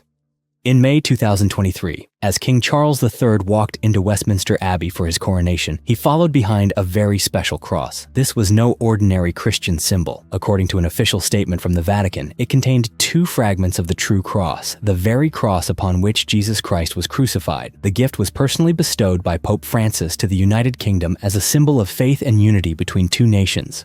But the sacred gift quickly stirred questions that remain unanswered. How could the Vatican possibly possess so many fragments of the true cross that it could afford to give them away like relics of goodwill? And if this was truly a part of the original cross, how could such a claim ever be verified? According to tradition, the true cross was discovered in the 4th century AD by Helena, the mother of Roman Emperor Constantine. During her pilgrimage to Jerusalem, she reportedly uncovered 3 wooden crosses, one of which was believed to be the very instrument of Christ's crucifixion. Over the centuries, the relic was broken into smaller and smaller pieces, distributed among the great churches of Europe. With time, the number of alleged fragments multiplied so dramatically that some have joked, if you gathered them all in one place, you could build an entire ship. not everyone accepts the authenticity of these sacred splinters. In 2016, researchers at Oxford University tested a piece of the True Cross kept at Waterford Cathedral in Ireland.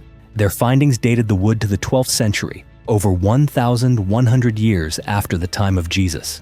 Still, that hasn't stopped churches around the world from venerating these relics as sacred artifacts. One lesser-known episode occurred in 2022 during the height of the war between Russia and Ukraine. According to a Russian Orthodox priest, a piece of the True Cross was placed aboard the guided missile cruiser Moskva, the flagship of Russia's Black Sea Fleet. When the ship was struck by Ukrainian missiles and sank into the depths of the Black Sea, the relic went down with it. No one knows whether it was a genuine piece of the original cross, but the story only adds to the mystery surrounding these venerated fragments. Whatever the truth may be, the fact that the Vatican still possesses and gifts wooden pieces believed to be the most sacred object in all of Christianity raises important questions. Is this truly a meaningful act of faith? Or is it part of a long-standing tradition of religious symbolism passed down through centuries? The Vatican and the American Civil War. During the American Civil War, there was an event rarely mentioned in history textbooks, yet it caused a diplomatic shockwave at the time. Pope Pius IX recognized Jefferson Davis as the President of the Confederate States of America, a move that outraged the U.S. government and cast a long shadow over relations for more than a century. It began in 1863, when President Jefferson Davis, the leader of the Southern Confederacy, wrote a letter to Pope Pius IX expressing gratitude for the Pope's prayers for peace. What stunned many was the Vatican's reply. In his response, Pope Pius IX referred to Jefferson Davis as President of the Confederate States of America, a form of address that carried clear political implications. Though the Vatican never issued a formal declaration recognizing the South as an independent nation, the language used was widely interpreted as a quiet endorsement of the secessionist cause.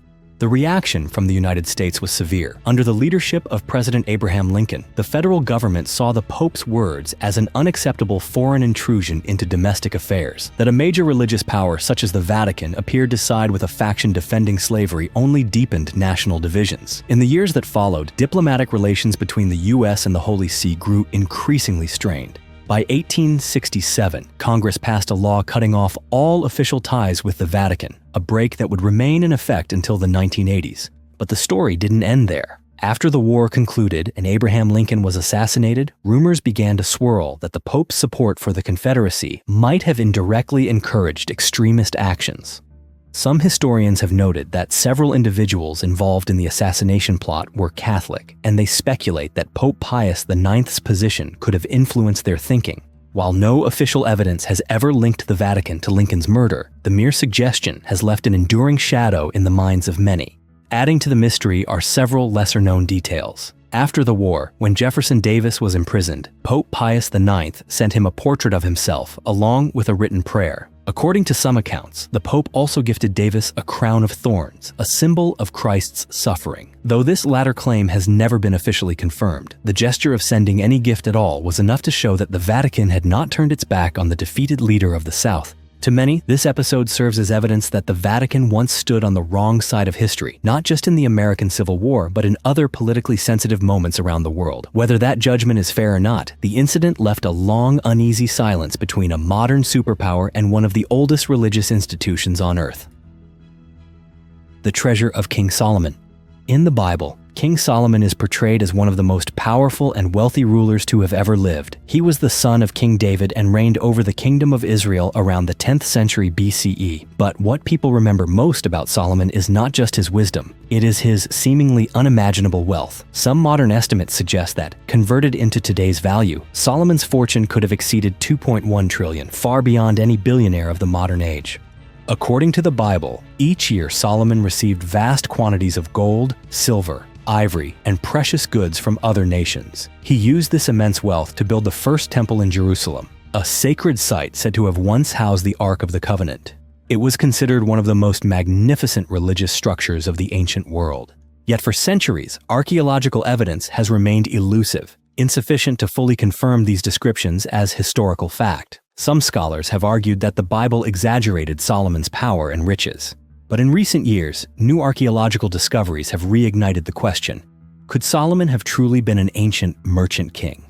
One of the leading theories is that Solomon established long-standing trade relations with the Phoenicians, an ancient seafaring civilization known for their expansive commerce across the Mediterranean. According to some researchers, Solomon financed maritime expeditions that ventured across distant seas to gather minerals and valuable goods. Marine archaeologist Dr. Sean Kingsley believes these trade links were real. After years of research, he and his team have uncovered traces of ancient activity at coastal ports in Israel, Spain, and even Sardinia, places once connected to Phoenician trading networks. At the same time, another group of researchers has focused inland, specifically the Negev Desert in southern Israel. There, archaeologists have uncovered large-scale copper mines dating roughly to the era in which Solomon is believed to have ruled.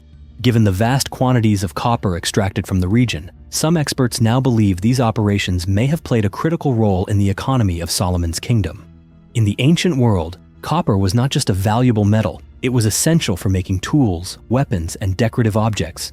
If these mines truly date to Solomon's reign, they could point to a historical basis for the wealth described in the Bible. And if Solomon indeed pioneered both maritime trade routes and resource extraction on land, then he was not merely a figure of myth.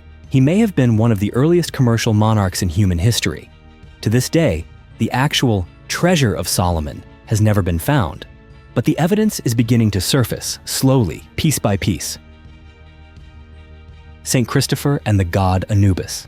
In Christian tradition, Saint Christopher is known as the patron saint of travelers, drivers, and pilgrims. But there is a detail often overlooked yet widely debated, that in certain medieval artworks, Saint Christopher is depicted with the body of a man but the head of a dog. This puzzling portrayal has led many to ask, why would a saint appear in such a strange form? What makes the mystery even more intriguing is that Saint Christopher's dog-headed appearance bears a striking resemblance to the Egyptian god Anubis. Anubis, the guardian of the dead and master of embalming rituals, was typically portrayed as a human figure with the head of a jackal. He was charged with protecting souls and preserving the purity of the afterlife. The visual similarity has inspired a number of theories. One suggests that it may have stemmed from a mistranslation in the distant past. If a single word was copied incorrectly in an early manuscript, it could have transformed the image of Christopher from an ordinary man into a dog-headed being in both artistic imagination and painted form. A second theory is rooted in ancient European legend. Roman and medieval texts describe distant tribes said to dwell on the fringes of the known world. People with human bodies and the heads of dogs. These creatures were known as cynocephali, or dog-headed men. In some stories, they were not demons, but simply strange beings living apart from the rest of humanity. Some scholars suggest that Saint Christopher may have originally been associated with this mythical group, and that over time, the Church reinterpreted him as a symbol of transformation, an outsider redeemed and sanctified through faith. And then there is the boldest theory of all. What if Saint Christopher was, in essence, a Christianized version of Anubis himself? The similarities in appearance and role are difficult to ignore. During the early centuries of Christianity's spread, the Church often absorbed pagan deities and mythologies, recasting them as saints to ease the transition for new converts. If this was the case, then the dog-headed image of Saint Christopher was not a mistake or misunderstanding, but a lingering echo of an older, deeper cultural layer. Today, most modern depictions of Saint Christopher show him as a strong man carrying the child Jesus across a river. But in the past, dog-headed versions of the saint could still be found in churches, illuminated manuscripts, and murals, especially throughout medieval Europe. The Incorrupt Nun. In 2019, at a small monastery in the state of Missouri, Sister Wilhelmina Lancaster passed away at the age of 95. She was the founder of the Benedictine Sisters of Mary, a traditional religious community known for its strict adherence to discipline, prayer, and faith. After her death, her body was laid to rest in a simple wooden coffin. It was not embalmed, no preservatives were used, and there was no refrigeration system. Everything was carried out modestly, in keeping with the humble life she had lived. 4 years later, in May 2023, the sisters at the monastery decided to relocate her remains into the chapel on the monastery grounds. When they opened the coffin, they were stunned. Wilhelmina Lancaster's body was mysteriously intact. Her skin retained its elasticity, her face showed no signs of distortion, and even her clothing remained unspoiled. Those present could hardly believe their eyes. Under natural conditions, with high humidity and a cracked coffin, the body should have fully decomposed. Yet what lay before them was a body that appeared almost unchanged after 4 years underground. News of the phenomenon spread quickly. Thousands of people traveled to the monastery to witness the scene and pray beside her remains. Many believed it was a true miracle, a sign of the holiness in Sister Wilhelmina Lancaster's life. Some faithful even began referring to her as America's first incorrupt nun, a term used in Catholic tradition to describe individuals whose bodies do not decay after death, believed by some to be a mark of divine favor. However, the Vatican has not yet recognized this as a miracle, nor has it made any official move to consider Wilhelmina for sainthood. Many hope that an investigation will begin soon, but for now, everything remains under review. Meanwhile, some scientists have offered more grounded explanations. Dr. Nicholas Pasalacqua, a forensic expert, noted that the human body can take up to 5 years or more to decompose, depending on environmental conditions, humidity, and microbial activity. While he acknowledged the unusual state of preservation, he maintained that there may still be a scientific explanation. Even so, the extraordinary preservation of Wilhelmina Lancaster's body left a powerful impression on those who saw it. For many, especially devout Catholics, it was more than coincidence. It was a sign of faith made visible. Today, Sister Wilhelmina's body rests in a glass coffin inside the monastery's chapel, where the public continues to visit and pay their respects. Whether it is a miracle or a natural phenomenon, her story has stirred both renewed belief and questions that remain unanswered. Mafia, the Vatican Bank, and Archbishop Paul Marcinkus. In the 1970s and 1980s, the Vatican was not only the spiritual center of the Catholic world, it also became the epicenter of one of the biggest financial scandals of the century. At the heart of the storm was a man named Paul Marcinkus, an American archbishop who ran the Vatican Bank for nearly 2 decades. Marcinkus was once a trusted figure within the church. He led the Istituto per le Opere di Religione, better known as the Vatican Bank, from 1971 to 1989. But under his leadership, the bank didn't just process religious transactions. It became entangled in a web of complex financial operations, including money laundering and shady investments. Suspicions of ties between the Vatican Bank and the Italian mafia began to emerge when investigators uncovered large sums of money funneled through shell companies and untraceable offshore accounts. The scandal reached its peak in the early 1980s when the Vatican Bank was implicated in the collapse of Banco Ambrosiano, then one of Italy's largest private financial institutions. The Vatican, a minority shareholder in Ambrosiano, was accused of backing secret loans totaling over $1.3 billion through phantom corporations allegedly linked to both Marcinkus and figures from the criminal underworld. As law enforcement and financial authorities expanded their investigation, they sought to question Marcinkus. But the Vatican refused to cooperate, citing diplomatic immunity for high-ranking officials. As a Vatican citizen and a member of the Holy See's governing body, Paul Marcinkus could not be prosecuted under Italian law. Even when U.S. authorities expressed interest in investigating suspicious transactions tied to international markets, Marcinkus never appeared in court. For the remainder of his life, Paul Marcinkus lived quietly in a small town in Arizona. He rarely spoke publicly about the scandal, and until his death in 2006, he was never formally charged with any crime. Yet his name remains forever linked to one of the darkest chapters in the financial history of the Vatican. The story of Marcinkus is not just about a financial scandal. It is a stark reminder that even within the walls of a sacred religious institution, hidden doors may conceal dangerous alliances and truths too uncomfortable to face. King David, legend or history? In the Bible, King David is one of the most frequently mentioned figures. He is the young shepherd who defeated Goliath, the successor to King Saul, and the ruler said to have governed a powerful kingdom with its capital in Jerusalem. But did David truly exist? And if he did, was he really the leader of a great empire as described in Scripture? For centuries, the absence of clear archaeological evidence led many to doubt that King David was anything more than a myth, a legendary figure invented to legitimize a later ruling dynasty. But a critical discovery in 1993 began to shift that perception. At an archaeological site in northern Israel known as Tel Dan, researchers uncovered a stone fragment inscribed with the phrase "House of David." This was the first and most important extra-biblical reference to David, confirmation not from within the Hebrew tradition, but from an enemy's records. A victorious Aramean king had engraved on his victory stele that he had defeated the king of Israel and the king of the house of David. This find marked a turning point in the field of biblical archaeology. Though the stone fragment was small, it proved that the name David had real historical presence in the ancient Near East. It was not simply a literary invention. Since then, other excavations have been launched to investigate the true scale of David's kingdom. One of the leading figures in this research is Professor Yosef Garfinkel of the Hebrew University of Jerusalem. Over the course of many years, he and his team uncovered a network of fortified cities surrounding the region of Judea, all dating to the same era, the 10th century BCE, precisely the time when David is believed to have reigned. According to Professor Garfinkel, if these cities were built simultaneously, share similar structures, and are linked by an organized road system, then it is likely they were part of a centralized government. And if that were the case, the man who led that kingdom would have been none other than King David. However, not everyone agrees with this conclusion. Some scholars argue that the cities are still too small to suggest an empire. They believe David may have been a local tribal chieftain ruling over a modest area around Jerusalem, and that his grandeur was embellished by later biblical editors. While the debate remains unsettled, recent archaeological findings have increasingly pointed to the likelihood that King David was not just a figure of myth. He was a real person, possibly one with far more power and historical significance than the academic world had once imagined. The Vatican's role in the Rwandan genocide. In 1994, the African nation of Rwanda descended into a period of unimaginable bloodshed.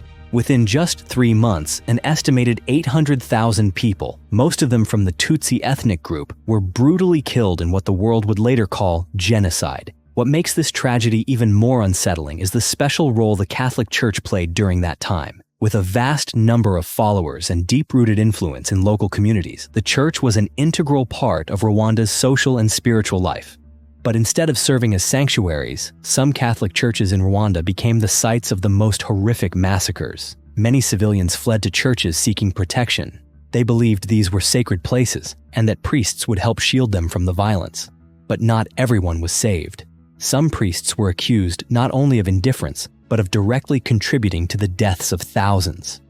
One of the most cited cases was that of Father Athanas Seromba. He was the priest in charge of a church where around 2,000 Tutsis had sought refuge. According to witness testimony and official investigations, Seromba allowed the entire church to be destroyed, while the people were still inside. He was later arrested and tried by the International Criminal Tribunal for crimes against humanity. But the story didn't end there. When the Rwandan government requested the extradition of other priests believed to be involved in the genocide, the Vatican refused. Instead, several of these individuals were relocated to other countries in Europe, given new identities, and allowed to continue their religious duties as if nothing had happened. Some were reassigned to ministry roles, quietly, without explanation. The Vatican's refusal to extradite these priests left many baffled. For a religious institution with global moral influence, the decision created a silence that remains difficult to explain. Some argue it was an effort to protect the church's reputation. Others believe it was an attempt to avoid public shame. Whatever the reason, it left a deep wound, not only in the hearts of many Rwandans, but also in those around the world who care about justice. This issue is not just about individual guilt or isolated trials. It raises a larger question of moral responsibility. What does it mean when a global religious institution chooses not to speak out or take action in the face of such overwhelming tragedy? The Vatican and the ivory trade. For years, the world has witnessed the alarming decline of the African elephant population. These gentle giants are often killed for one reason alone: the valuable ivory that grows from their heads. It is a tragic reality, not just for conservationists, but for anyone who cares about the survival of life on Earth. What many find surprising is the role of the Vatican in this story, not because the church is directly involved in elephant hunting, but because ivory has long been used in the creation of religious objects: crucifixes, saintly statues, and various decorations found in churches. These items appear during sacred rituals, in holy spaces, and at times even in religious souvenir shops. While many countries and international organizations have signed agreements to protect endangered species, the Vatican has not joined CITES, the Convention on International Trade in Endangered Species, established in 1989 to curb the trade in ivory and other products from threatened animals. By not participating, the Vatican is under no obligation to follow the same restrictions on ivory use and sale that apply to other nations. Animal rights advocates have repeatedly raised their voices, urging the Vatican to abandon the use of ivory in religious artifacts and to seek alternative materials. They argue that an institution which preaches compassion and the sanctity of life should lead by example, especially when the objects in question are themselves symbols of sacred meaning. Yet, to this day, the Vatican has made no clear move to end its use of ivory, nor has it issued any public statement on the matter. The tradition of crafting religious icons and ceremonial objects from ivory continues in certain countries with workshops that have long-standing ties to the church. While many communities around the world are striving to change in order to preserve the natural balance of life, the silence from an institution as globally influential as the Vatican has sparked considerable debate. Age of consent in Vatican City. Before 2013, the Vatican upheld a legal standard that many found difficult to comprehend. The age of consent for sexual relations was set at just 12 years old.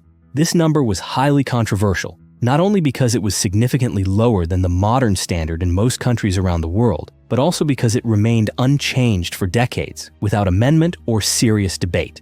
With its tiny geographic size and a population made up almost entirely of clergy, Vatican employees, and security personnel, the Holy See is rarely a place where public discourse about legal systems or human rights takes center stage. Yet in the context of growing revelations surrounding sexual abuse scandals within the Catholic Church, the preservation of such a legal standard raised serious questions about the moral awareness and institutional responsibility of the world's most powerful religious body. The age of consent is defined as the age at which a person can legally engage in sexual activity with informed consent without it being considered statutory abuse. In most developed nations, this age typically ranges from 16 to 18. The fact that the Vatican kept it at 12, even if only as a technicality rarely applied in practice, was troubling to many international observers, especially given the Church's long-standing emphasis on protecting morality, children, and societal purity. It wasn't until 2013, after mounting external pressure and a wave of investigations into the abuse of minors by clergy, that Pope Francis signed a new law raising the age of consent to 18. The move was seen as both necessary and appropriate, but for many, it came far too late. This change did not erase what had already occurred, nor could it instantly restore the trust that had been eroded among Catholics around the world. But at the very least, it marked an acknowledgement that law must reflect not only legal standards, but moral values, human rights, and the duty to protect the most vulnerable. Nazi gold and the Vatican Bank. After World War II, as documents surfaced, testimonies were collected, and long-running investigations unfolded, certain secrets began to emerge. Among them was the troubling claim that the Vatican Bank had been involved in storing and transferring gold looted by the Croatian fascist regime. The story began in 1946, when an agent from the U.S. Treasury Department issued an internal memorandum. In it, he alleged that a large quantity of gold had been brought from Europe into the Vatican, not for charitable or religious purposes, but to assist former members of the Ustasha, the fascist regime that ruled Croatia during the war, in escaping prosecution. According to the memo, the gold had been stolen from Jews, Serbs, Romani, and other minority communities during the Ustasha's reign of terror. A portion of it was allegedly transferred to the Vatican Bank and then used to fund escape routes leading to South America or Spain, places where many former fascists would live out the rest of their lives without ever facing justice. Years later, in 1997, the Gowan Memorandum resurfaced, this time in the context of a class action lawsuit filed in the United States by victims and their descendants. They demanded the return of property taken from their families during the war and alleged the Vatican's involvement in its concealment. But the case went nowhere. The court dismissed it, citing the Vatican's immunity from civil lawsuits in the United States. This remains a difficult topic, one that raises questions not only about history, but about ethics. If the allegations are true, then the Vatican may have been complicit in the silent movement of stolen assets during one of the darkest chapters in human history. To this day, the Vatican has not formally acknowledged any responsibility related to the gold, and the full records surrounding the matter remain unreleased. But for many, the issue is not about receiving an apology. It's about transparency, about understanding what truly happened, and finally closing a chapter of history that, for far too long, has remained unresolved. Prostitution rings and hidden secrets inside the Vatican.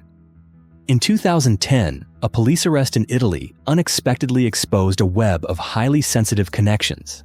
Angelo Balducci, a man with long-standing ties to the Vatican and a former high-ranking official in the Italian government, was arrested for his involvement in a male prostitution ring that reportedly served senior members of the clergy. Police investigations revealed that the network had been operating covertly for an extended period and included individuals who had once been trusted by the Vatican.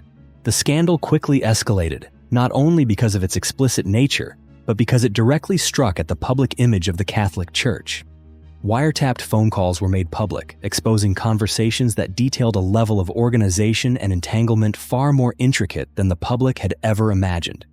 Then, in 2013, an internal report commissioned by the Vatican reignited a storm of suspicion and controversy. The report, believed to be the result of a confidential investigation within the Church, alleged that a number of cardinals and high-ranking officials had engaged in same-sex relationships and had been blackmailed by those who knew their secrets. The documents were never officially released, but multiple sources have claimed that the findings contributed to the shocking resignation of Pope Benedict XVI later that same year, a rare occurrence in the modern history of the Church. Although the Vatican has never publicly confirmed these reports, such revelations are no longer unfamiliar. Many inside and outside the Church have expressed concern, not only over individual misconduct, but over the vulnerability of a global institution to internal compromise. This is not merely a story of personal morality. It raises deeper questions about transparency and the Church's ability to police itself. A Church that holds spiritual authority over millions of lives. No matter how difficult the truth may be to face, trust can only endure when it is built on honesty. The Vatican and its quiet ties to the Italian Mafia. For decades, the Church maintained silence regarding the existence and influence of mafia groups, at times even refusing to acknowledge that these criminal organizations existed at all. In 1964, a high-ranking cardinal declared that the mafia is merely a product of the imagination of those who oppose the Church. The statement was not only shocking, it also revealed a kind of evasiveness that many believed to be intentional. Later evidence, however, showed that the relationship between certain Church members and mafia groups was not merely one of denial. In some cases, mafia organizations were found to have financed religious activities, donated money to build churches, or provided financial support for major local church events. These contributions were often accepted under the label of benevolent donors, with little scrutiny over the origin of the funds. One of the most controversial examples occurred in the early 2000s, when a notorious mafia boss was buried inside a major church in Sicily, just steps away from where popes are traditionally laid to rest. His funeral was conducted with full religious honors, led by a priest and attended by hundreds of mourners. While there is no evidence that the Vatican directly authorized the event, the fact that such a ceremony was allowed to take place within the sacred walls of the Church left many bewildered. In recent years, some popes, most notably Pope Francis, have spoken out more forcefully against the violence and corruption perpetuated by criminal organizations. Yet the past remains, and the quiet relationships that once existed have never been fully explained. Leaks. When the Vatican's secrets were exposed. At the center of the leak was none other than Paolo Gabriele, the personal butler to Pope Benedict XVI. Gabriele was not a high-ranking official, nor was he an outsider. He lived inside Vatican City, worked beside the Pope daily, and had access to some of the most sensitive documents within the Holy See. For months, Gabriele secretly photocopied internal documents, ranging from letters and financial reports to personal notes exchanged between bishops and senior church officials. These materials were later passed to an Italian journalist and published in a bombshell book that revealed stories the Vatican never intended for the public eye. The leaked documents painted a picture far removed from the Vatican's polished public image: power struggles behind closed doors, financial scandals, mismanagement within key departments, and internal complaints about Pope Benedict's leadership. The revelations didn't just shake the faith of many Catholics, they triggered widespread doubts about the Church's true level of transparency. Once the leak was discovered, Gabriele was arrested and charged with theft of confidential documents. He admitted to his actions, but claimed he was motivated by a desire to open the Pope's eyes to what was happening around him. He believed that internal forces were deliberately keeping the truth from Benedict. Gabriele never took money for his actions and made no attempt to flee. After a formal trial, he was convicted, but Pope Benedict later pardoned him. Though Gabriele was the only individual officially brought to justice, many believe he did not act alone. There were strong suspicions of a wider group of clergy and Vatican insiders who, disillusioned by the state of internal governance, may have used Gabriele as a conduit to leak the truth. The Vatileaks scandal left a lasting impact. It proved that even within the most sacred and secretive institutions, human conflict, discontent, and power struggles persist, just as they do everywhere else. The Secret Files of Canon 489. Canon 489 is not a myth or rumor. It is a real archive, an official collection of documents preserved with utmost secrecy from the 18th century to the present day. Within it are detailed records of serious incidents involving crimes, misconduct, and the ways the Church chose to handle them. These files contain not only confessions from priests, but also internal correspondence, diocesan reports, and high-level directives ordering matters to be handled internally or sensitive documents to be destroyed. For generations, these records were meticulously kept, but hidden from the public, the press, and even external legal authorities. It wasn't until 2002, when the child abuse scandal within the Boston Archdiocese exploded, that a portion of the truth began to surface. A U.S. court forced the local church to release relevant documents, and part of what resembled the contents of Canon 489 came to light. What people saw was a long chain of cover-ups, priests quietly reassigned, victims told to remain silent, and letters from high-ranking officials confirming that the misconduct was known, but never made public. Still, the majority of the Canon 489 files have never been disclosed. Only a select few individuals within the Vatican have access, and those who have worked near the archive are bound by strict oaths of absolute secrecy. What troubles many is not just the fact that such wrongdoing occurred, but that it was so carefully documented, yet deliberately kept in the dark. If the Church truly seeks purity and moral accountability, then what is the reason for holding on so tightly to these files? Father Walter Cicek, a Jesuit spy who passed through the shadows of the Soviet Union. Walter Cicek was born in 1904 in the town of Shenandoah, Pennsylvania. His family were Polish immigrants living in a tight-knit Catholic community. From a young age, Cicek felt a deep calling to become a priest. In 1928, he officially joined the Jesuit order, and by 1937, he was ordained. At that time, the world stood on the brink of war. When World War II broke out, Cicek believed he had a mission to bring the Catholic faith to the Soviet Union, a place where religion was being violently suppressed by the state. Determined, he studied the Russian language and disguised himself as an ordinary laborer. Using forged documents, he crossed the border into the USSR in secret. His goal was to serve as a priest in silence, spreading faith behind enemy lines. But just a few years later, in 1941, he was arrested by Soviet security forces. They accused him of being a Vatican spy. Cicek was taken to the infamous Lubyanka prison in Moscow, known for its brutal interrogations and drawn-out investigations. He was held there for 5 years, most of it in solitary confinement. He did not know whether he would live or die. Yet despite everything, he held firmly to his faith, praying daily even in the darkness. Eventually, he was sentenced to 15 years of hard labor in Siberia. The conditions in the labor camps were so harsh that many did not survive a single winter. But Father Cicek did more than survive. He found ways to continue his priestly mission. He heard confessions, offered comfort, and organized secret prayer services for the other prisoners, even as he endured hunger, cold, and exhaustion himself. In 1955, his sentence was reduced for exceeding labor quotas. However, he was not released. Instead, he was forced to live in a remote industrial town, working in a chemical plant. His family in the United States had no idea he was still alive. They had long believed he was dead. Then, in the early 1960s, they unexpectedly received a letter from him. With the intervention of President John F. Kennedy, a prisoner exchange was arranged in 1963. Walter Cicek was finally freed after spending 23 years behind the Iron Curtain. He returned to the United States to the astonishment and admiration of many. Despite having lived under constant danger and being treated as an enemy of the state, Father Cicek harbored no bitterness. Instead, he chose a quiet life, continuing to teach and write.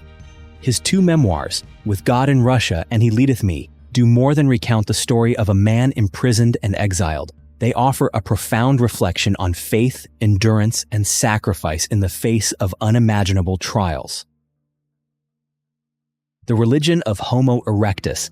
If we travel back hundreds of thousands of years to a time before writing, before structured language, and before organized society, one might ask, did religion already exist? Some researchers believe the answer could very well be yes. Homo erectus was an early human species that lived roughly 1.5 to 2 million years ago. They knew how to use tools, mastered fire, and walked upright. These abilities suggest they did not merely act on instinct, but had begun to develop a sense of structure and community. And once humans started living in groups, sharing food, and building relationships, it's entirely possible they also began to form primitive systems of belief. Though Homo erectus left behind no scriptures or temples, certain archaeological discoveries have led scientists to reconsider what they thought they knew. For example, in Indonesia, archaeologists have unearthed skulls with openings cut into the crown. These were not the result of natural forces. They may have been part of a ritual or a sign of reverence for the dead. Some even speculate that it could have been a spiritual form of cannibalism, not merely for survival, but to fulfill a religious or symbolic purpose. In caves throughout parts of Europe, remains of bears have been found arranged in deliberate formations. This once gave rise to the theory that Homo erectus, or other archaic humans, worshipped bears as sacred symbols. Later, some researchers argued that geological shifts might have altered the positioning of the bones, yet the possibility of a religious ritual was never fully ruled out. Another theory proposes that Homo erectus may have practiced an early form of shamanism, an ancient belief system centered around ritual, herbal medicine, and spiritual experience. Some researchers have suggested that they might have used hallucinogenic mushrooms to communicate with the invisible world. Even today, the use of such substances for spiritual purposes still exists among various indigenous tribes.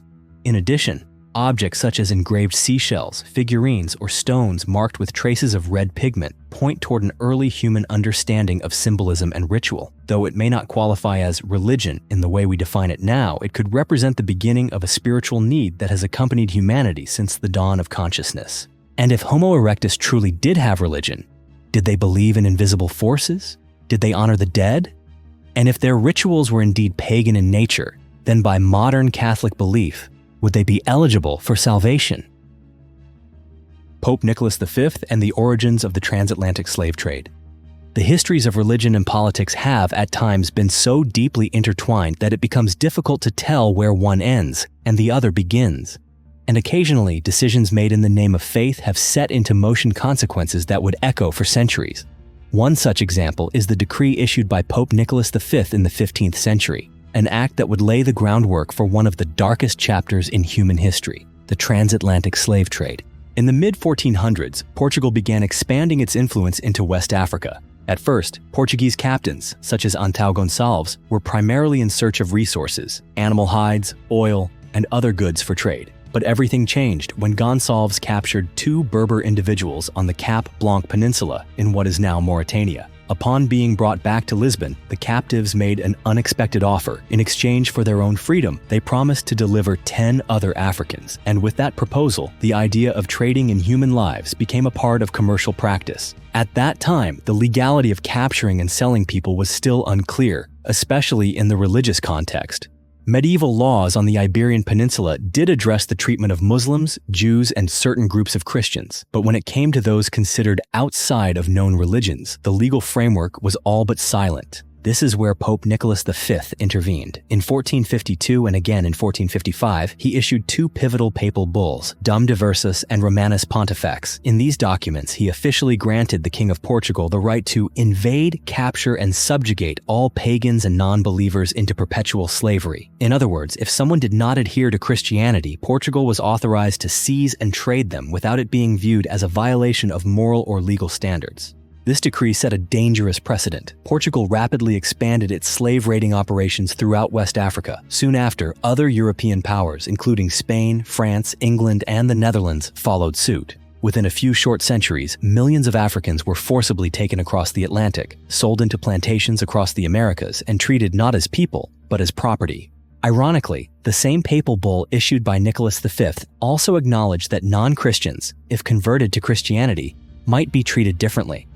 Some African kingdoms, such as the Kingdom of Congo, used this clause to negotiate with European powers in hopes of limiting the impact of slave trading on their territories.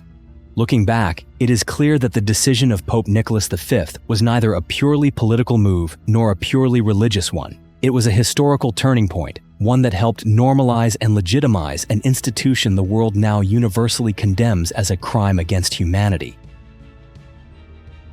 The true mystery of Saint-Sulpice Church. When people think of sacred sites in Paris, most immediately picture the famed Notre Dame Cathedral. However, there is another church, less well known, yet equally steeped in mystery, Saint-Sulpice.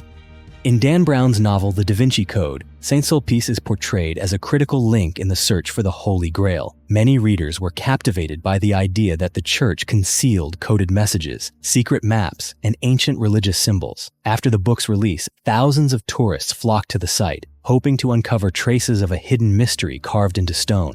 But upon closer examination, the truth turns out to be far less fantastical than fiction suggests. One of the most frequently misunderstood elements is the Paris Meridian, a brass line embedded in the church floor, which Dan Brown refers to as the Rose Line. In the novel, it's described as part of a secret map leading to the treasure of the Knights Templar. In reality, it is an astronomical device known as a gnomon, installed in the 18th century. It was used to mark the winter solstice and track the passage of time. It has no connection whatsoever to esoteric symbols or secret societies.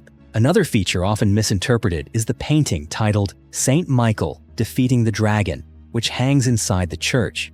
In the novel, it's read as a cryptic message from the Knights Templar, allegedly hinting at the downfall of the French monarchy. In truth, it is a standard motif in Catholic art, the Archangel Michael triumphing over the devil, a depiction of the eternal struggle between good and evil. That said, Saint-Sulpice remains well worth visiting, not for myths or hidden codes, but for its genuine cultural and historical significance. The church has hosted major ceremonies throughout France's history. Prominent figures like Robespierre and Victor Hugo once walked its corridors. Some of the chapels inside still retain their 18th century architecture and original artworks, including the Chapel of Our Lady, a space once reserved for the poorest members of the parish. The God Horus and Jesus Christ. For centuries, the life story of Jesus Christ has stood as the cornerstone of Christian faith. Yet, some scholars and researchers argue that this story bears notable similarities to an ancient Egyptian myth, the legend of the god Horus. According to Egyptian tradition, Horus was the son of the goddess Isis. It is said that Isis conceived Horus after the death of her husband Osiris. His birth was portrayed as both miraculous and divine. In certain versions of the myth, he was born in a secluded place, witnessed by shepherds and protected by the gods. The early years of Horus are sparsely documented, mirroring the gap in the Bible concerning Jesus' life between the ages of 12 and 30. As Horus came of age, he embarked on a battle against evil to restore justice for his slain father. Some accounts suggest that he was accompanied by 12 followers and performed extraordinary acts such as healing the sick, casting out demons, and saving lives. Because of these parallels, many have asked the question, could the story of Jesus have been influenced in part by the myth of Horus? However, serious scholars contend that there is no concrete evidence to support this theory. Many of the details often cited in the comparison were added in later periods and are not found in original Egyptian texts. For instance, no ancient records confirm that Horus had 12 disciples or that he was crucified and resurrected. Furthermore, the concept of baptism did not exist in Egyptian religion in the same sense it does within Christianity. What is evident, however, is that both narratives center around a divine figure with a redemptive mission who suffers and ultimately returns in triumph. The Horus hypothesis remains one of the more intriguing modern comparisons. It does not seek to discredit religious belief, but rather highlights how ancient civilizations may have influenced one another in ways we are only beginning to understand. The Pope's Egyptian Museum. Nestled within the heart of the Vatican lies a lesser-known collection, one that carries with it layers of complex history. This museum was established in 1839 during the papacy of Gregory XVI. Its original purpose was to display ancient Egyptian artifacts, many of which had once been held as personal possessions in the private residence of Pope Pius IV at the Belvedere Palace. The collection here is not only vast, but remarkably distinctive. Many of the artifacts date back to the era of ancient Egypt, brought to Europe in the wake of major historical upheavals, particularly following the Battle of Actium in 31 BCE. That battle marked the defeat of the alliance between Cleopatra and Mark Antony at the hands of the Roman Empire, resulting in Egypt's loss of independence and its absorption into Rome. After that victory, Romans began transporting a vast array of items from Egypt: statues of deities, ceramic vessels, mummies, and religious relics. Over time, many of these objects ended up in the hands of the popes and were eventually assembled into the museum that visitors can see today. However, the origins of these artifacts have long been a source of controversy. Though they are well preserved and publicly displayed, many scholars and Egyptian citizens view them as war spoils, objects taken during a period of invasion and loss of sovereignty. To this day, the majority of these items remain in the Vatican and have not been returned to their original homeland. So the question remains, is preserving ancient heritage in foreign museums an act of cultural protection? Or is it the continuation of imperial power under another name? The Vatican may claim these items as part of humanity's shared legacy, but for Egypt, they remain sacred fragments of memory, taken and never returned. The forbidden manuscript, First Apocalypse of James. In 2017, amid crumbling sheets of papyrus and discarded tax records from the 5th century, archaeologists uncovered an ancient text that had been banned by the church for centuries. The manuscript is titled First Apocalypse of James. Though its content directly concerns Jesus and his disciples, this document never appeared in any official version of the Bible. Perhaps that is because it contained ideas considered dangerous, ideas that challenged the dominant religious doctrines of the time. The manuscript, written in Greek on weathered papyrus, was discovered in an ancient rubbish heap near a monastery in Egypt. While it was found alongside mundane items like receipts for chariot rentals and invoices for donkey feed, the content of the manuscript carried profound religious and philosophical weight. It recounts secret teachings that Jesus imparted solely to James, a disciple portrayed as someone who had inherited deep knowledge about the true nature of existence. In this text, the world is not depicted as the creation of an all-powerful and benevolent God. Instead, it is said to have been formed by a malevolent being, a false deity who constructed reality as a prison for the human soul.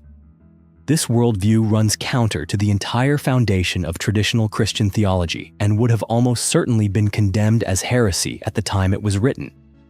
Some modern scholars have even noted the eerie resemblance between this idea and the concept of a virtual world seen in science fiction, such as The Matrix, where humanity lives in a fabricated reality controlled by an unseen force. Beyond its controversial message, the manuscript's physical form offers additional insight. The lines are evenly spaced, and each syllable is carefully marked, suggesting that it may have been used as a teaching tool. The fact that this text was found in a garbage heap, rather than preserved in an archive or library, says something about how dissident ideas were treated. It reflects how teachings that did not align with orthodoxy were not just exiled from religious life, but also erased from humanity's collective memory. Was the body of Alexander the Great hidden by the Vatican?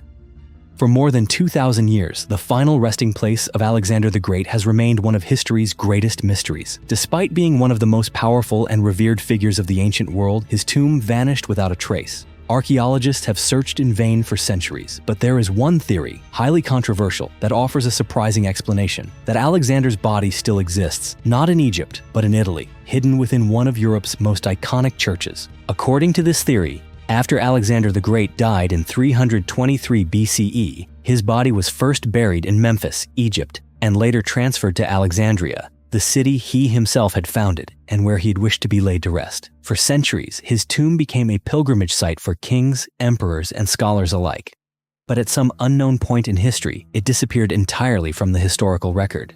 Some researchers believe that his body was not truly lost, but secretly relocated. The theory proposes that during the Middle Ages, a Venetian merchant smuggled Alexander's remains out of Alexandria and brought them to Italy. Upon arrival in Venice, the body was mistaken for that of St. Mark and was buried in St. Mark's Basilica, which remains one of the most important religious destinations in Europe today. As bold as this theory may sound, it presents some thought-provoking arguments. First, after the 4th century, there are no reliable records of Alexander's tomb, despite its previous renown. Second, the body entombed in St. Mark's Basilica has never undergone full scientific examination. Its identity has been accepted on the basis of religious tradition and symbolic attribution, not on clear physical or historical evidence. Some argue that if this theory holds any truth, it would explain why no archaeological expedition has ever successfully located Alexander's tomb in Egypt, despite exhaustive and large-scale efforts.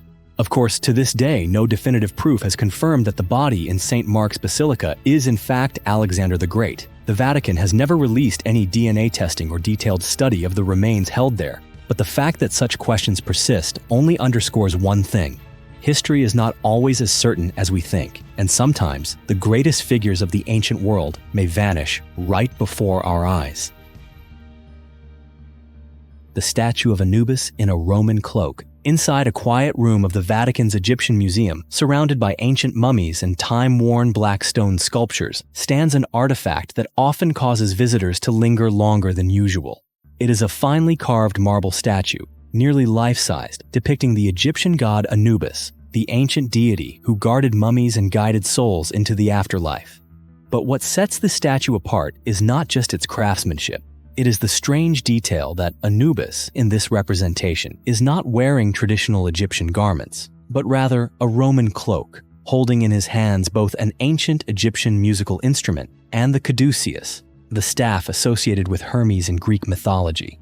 This unusual blending of cultural symbols is no accident. It reflects a distinct period in Roman history when the empire not only conquered Egypt by force, but also absorbed many of its religious rites, symbols, and ceremonial traditions. As part of this cultural fusion, deities were combined and reimagined to better integrate into the spiritual life of the Roman people. In this statue, Anubis still bears the jackal's head, but his body is that of a distinguished Roman citizen. In one hand, he holds the sistrum, a sacred rattle used in Egyptian rituals, and in the other, the caduceus of Hermes, symbolizing communication between the world of the living and the dead. This statue was not discovered in a temple or an archaeological site. Rather, it was crafted during the Roman era, likely as a decorative object intended for the home of a wealthy Roman patron. After centuries of changing hands, in 1749 the statue was gifted to Pope Benedict XIV, and it has since remained part of the Vatican's collection. The mummification of saints.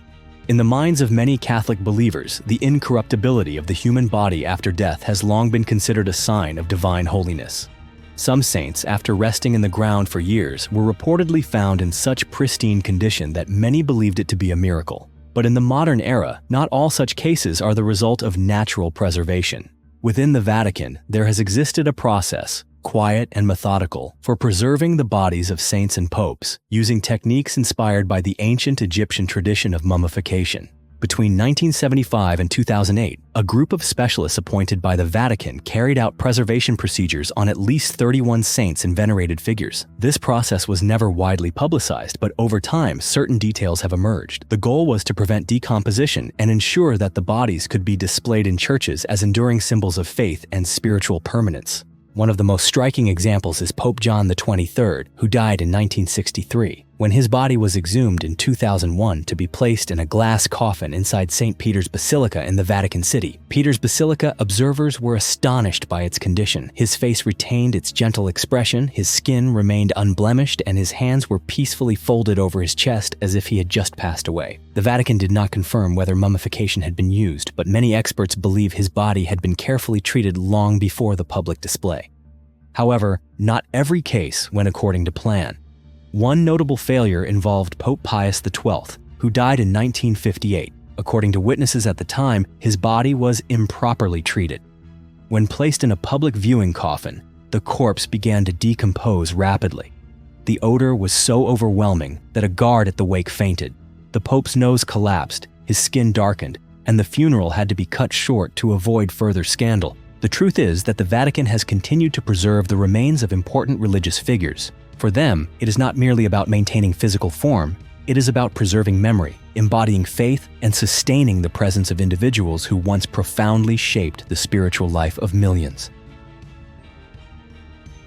The heart of St. Camillus de Lellis, a relic of compassion. In the Catholic world, certain relics are not only revered as sacred objects, but stand as living symbols of faith, love, and sacrifice.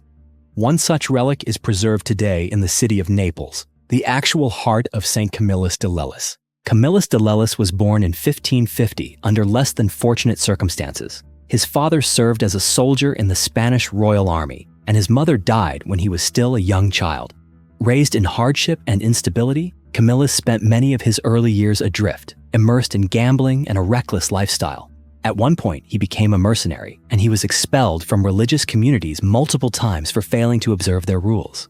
Yet, from the shadows of that life came a profound spiritual awakening.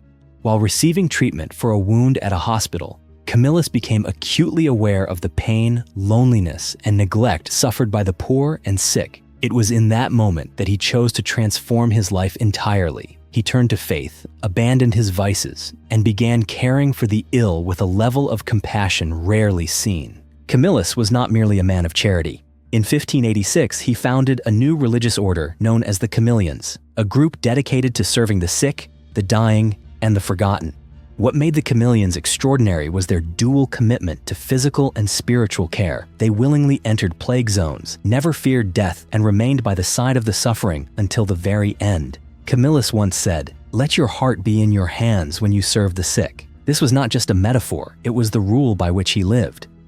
Camillus died in 1614 at the age of 64, having devoted his life entirely to the poor and the infirm. After his passing, it was decided that his heart would be preserved as a sacred relic. According to witnesses at the time, when surgeons removed his heart, they were stunned. It remained deep red, full, and appeared as if carved from precious stone, a rare condition in a body that had ceased to function. Though no one dared to officially declare it a miracle, for those of faith, it was a clear sign of sanctity. The heart was placed inside a box made of juniper wood and transported to Naples, once a central hub of Camillian ministry. Over the centuries, it has been carefully preserved and displayed in a small chapel that once served as a clinic founded by Camillus himself. Today, that place has become a church, and pilgrims from around the world still journey there to witness the relic. To the Catholic Church, the heart of St. Camillus is not merely a preserved organ. It is proof of a life wholly given to love and service. It is the emblem of a heart that remained open, always, to embrace those in pain and in need of care. The Museum of the Holy Souls in Purgatory. In the heart of Rome lies a place few people know about. It is not a celebrated art museum or a grand cathedral, but rather a small, quiet, and haunting space. It bears a curious name, the Museum of the Holy Souls in Purgatory. This museum is located within a section of the Church of the Sacred Heart of Suffrage, del Sacro Cuore del Suffragio. The church itself, built in the late 19th century in gray Gothic stone, sits humbly along a quiet street. On November 15, 1897, a fire broke out in a small chapel within the church. The flames were quickly extinguished, but once the smoke cleared, something unusual was discovered. On a scorched section of the wall, priests and parishioners noticed what looked like the image of a human face, as if someone had reached out from the other side of the living world to leave a mark. The priest at the time, Father Victor Jouet, believed this was a sign from a soul in purgatory. Deeply moved by the discovery, Father Jouet became obsessed. He began collecting similar evidence, not only in Rome, but across various parts of Europe. He wanted to understand whether souls trapped in purgatory were truly trying to communicate with the living. The result was a strange, yet very real collection. Inside the museum, one can find dozens of objects, prayer books, priestly garments, wooden tables, linens. All bear mysterious burn marks, scorched handprints, fingerprint impressions, and shapes seemingly seared into them by fire. A prayer book shows a blackened handprint in its center. A linen apron bears deep, dark finger marks, as if someone had clutched it in desperation. According to Catholic doctrine, purgatory is not hell. It is a place for souls who are not yet pure enough to enter heaven, but who are not condemned to eternal punishment either. It is a realm of purification, of cleansing sin before salvation. Crucially, souls in purgatory cannot help themselves. They depend on the living, through prayers, masses, and acts of charity done in their name. This is why many believers hold that these souls may attempt to reach out, seeking aid from those still among the living. The marks left behind in this museum are seen as messages from beyond. Not everyone believes in purgatory or in the possibility of contact between the dead and the living, but the artifacts preserved in this museum compel visitors to pause and reflect. Whether seen as supernatural signs or psychological imprints, they remain enduring reminders of love, sorrow, and the mystery that lies between two worlds. The brain of Don Bosco. In 2017, a strange and unexpected theft occurred at a small shrine in Italy. The target wasn't gold, jewels, or priceless relics, but a fragment of a saint's brain. As unbelievable as it sounds, the story is true. The brain belonged to St. John Bosco, one of the most revered figures in the history of modern Catholicism. John Bosco, affectionately known as Don Bosco, was born in 1815 in northern Italy. He grew up in poverty, lost his father at a young age, and began working early in life to support himself. But it was from these early struggles that he developed a deep compassion for poor, orphaned, and marginalized children. After becoming a priest, Don Bosco dedicated his life to helping young people. especially those society had deemed beyond saving. He opened schools, vocational workshops, and built an educational system that was both disciplined and compassionate. No child was beaten. No one was excluded. His approach to education later became the foundation of the Salesian Order, which continues to serve youth around the world today. What made Don Bosco especially unique was his ability to reach children not just through textbooks, but through performance and creativity. He knew magic tricks, performed acrobatics, and told captivating stories, all to capture the hearts of even the most difficult children. For this reason, he is also recognized as the patron saint of magicians. Don Bosco died in 1888. After his canonization in 1934, parts of his body were preserved as sacred relics and placed on display at the Basilica of Colle Don Bosco, built on the site of his birth. For decades, everything remained undisturbed until one summer afternoon in 2017. That day, a 42-year-old man secretly entered the shrine. He removed the sealed glass reliquary containing Don Bosco's brain and disappeared without a trace. The news quickly spread, sending shockwaves through the Catholic world. This wasn't just the theft of a religious artifact. It was a desecration of someone millions regarded as a symbol of faith and hope. The motive behind the theft later came to light. The perpetrator believed the relic container was made of solid gold and hoped to sell it on the black market. In reality, the brain fragment was encased in plain glass and wrapped in common materials with little monetary value. With the help of fingerprint evidence and security camera footage, authorities were able to trace the suspect. Within days, they found the brain hidden inside a brass teapot in the man's apartment near the city of Turin. Fortunately, the seal on the relic had not been broken. After a thorough inspection, the sacred item was returned to the church and placed back on display for pilgrims and worshippers. Today, when people speak of Don Bosco, they remember not only the schools, the lives he saved, and the lessons in compassion he taught, but also this strange theft, which served as a reminder. Some relics may hold little material worth, but their spiritual value surpasses anything that can be measured. The sarcophagus of St. Helena. In the history of Christianity, there are figures whose importance doesn't lie in preaching sermons, founding denominations, or writing scripture, but in how their actions reshaped the very path of faith itself. St. Helena was one such figure. She was not a cleric nor a theologian, but the mother of Emperor Constantine, the first Roman ruler to legalize Christianity within the empire. And it was she who is believed to have discovered the true cross, the very cross upon which Jesus Christ was crucified. Helena was born around the year 250 AD into a humble, non-aristocratic family. She married a Roman general and would later give birth to Constantine. After her son rose to power as emperor, Helena was granted the title of Augusta, an honorary empress. But rather than embrace a life of imperial luxury, she chose a different path, one of faith and devotion. She converted to Christianity later in life and spent her remaining years on pilgrimages, building churches, and seeking out sacred relics. In the year 326, Helena arrived in Jerusalem on a spiritual mission. According to tradition, during her journey, she unearthed 3 wooden crosses buried beneath the ruins of a former pagan temple. To determine which one was the true cross, she instructed that each be placed upon a dying woman. When the 3rd cross was laid on her, the woman unexpectedly recovered. People believed it to be a miracle. The true cross had been found. From that moment on, Helena was venerated as the woman who had rediscovered the crucifix. After her death around the year 330, her body was interred in a sarcophagus made of deep red porphyry, a stone so rare and precious that it was typically reserved for royalty and emperors. The sarcophagus itself is elaborately carved with scenes of soldiers, horses, and battlefields. Strangely, these images seem at odds with the life of faith and charity led by Helena. Some historians believe the tomb was originally crafted for Emperor Constantine himself, but was later reassigned to his mother. Perhaps it was his way of honoring the woman who had given him both life and faith. But Helena's journey did not end in peaceful rest. During the Middle Ages, a wave of relic fever swept through Europe. Churches, monasteries, and noble families all sought to possess bodily remains of the saints, believing they brought blessings and divine prestige. Helena became one of the many saints whose remains were caught in this frenzy.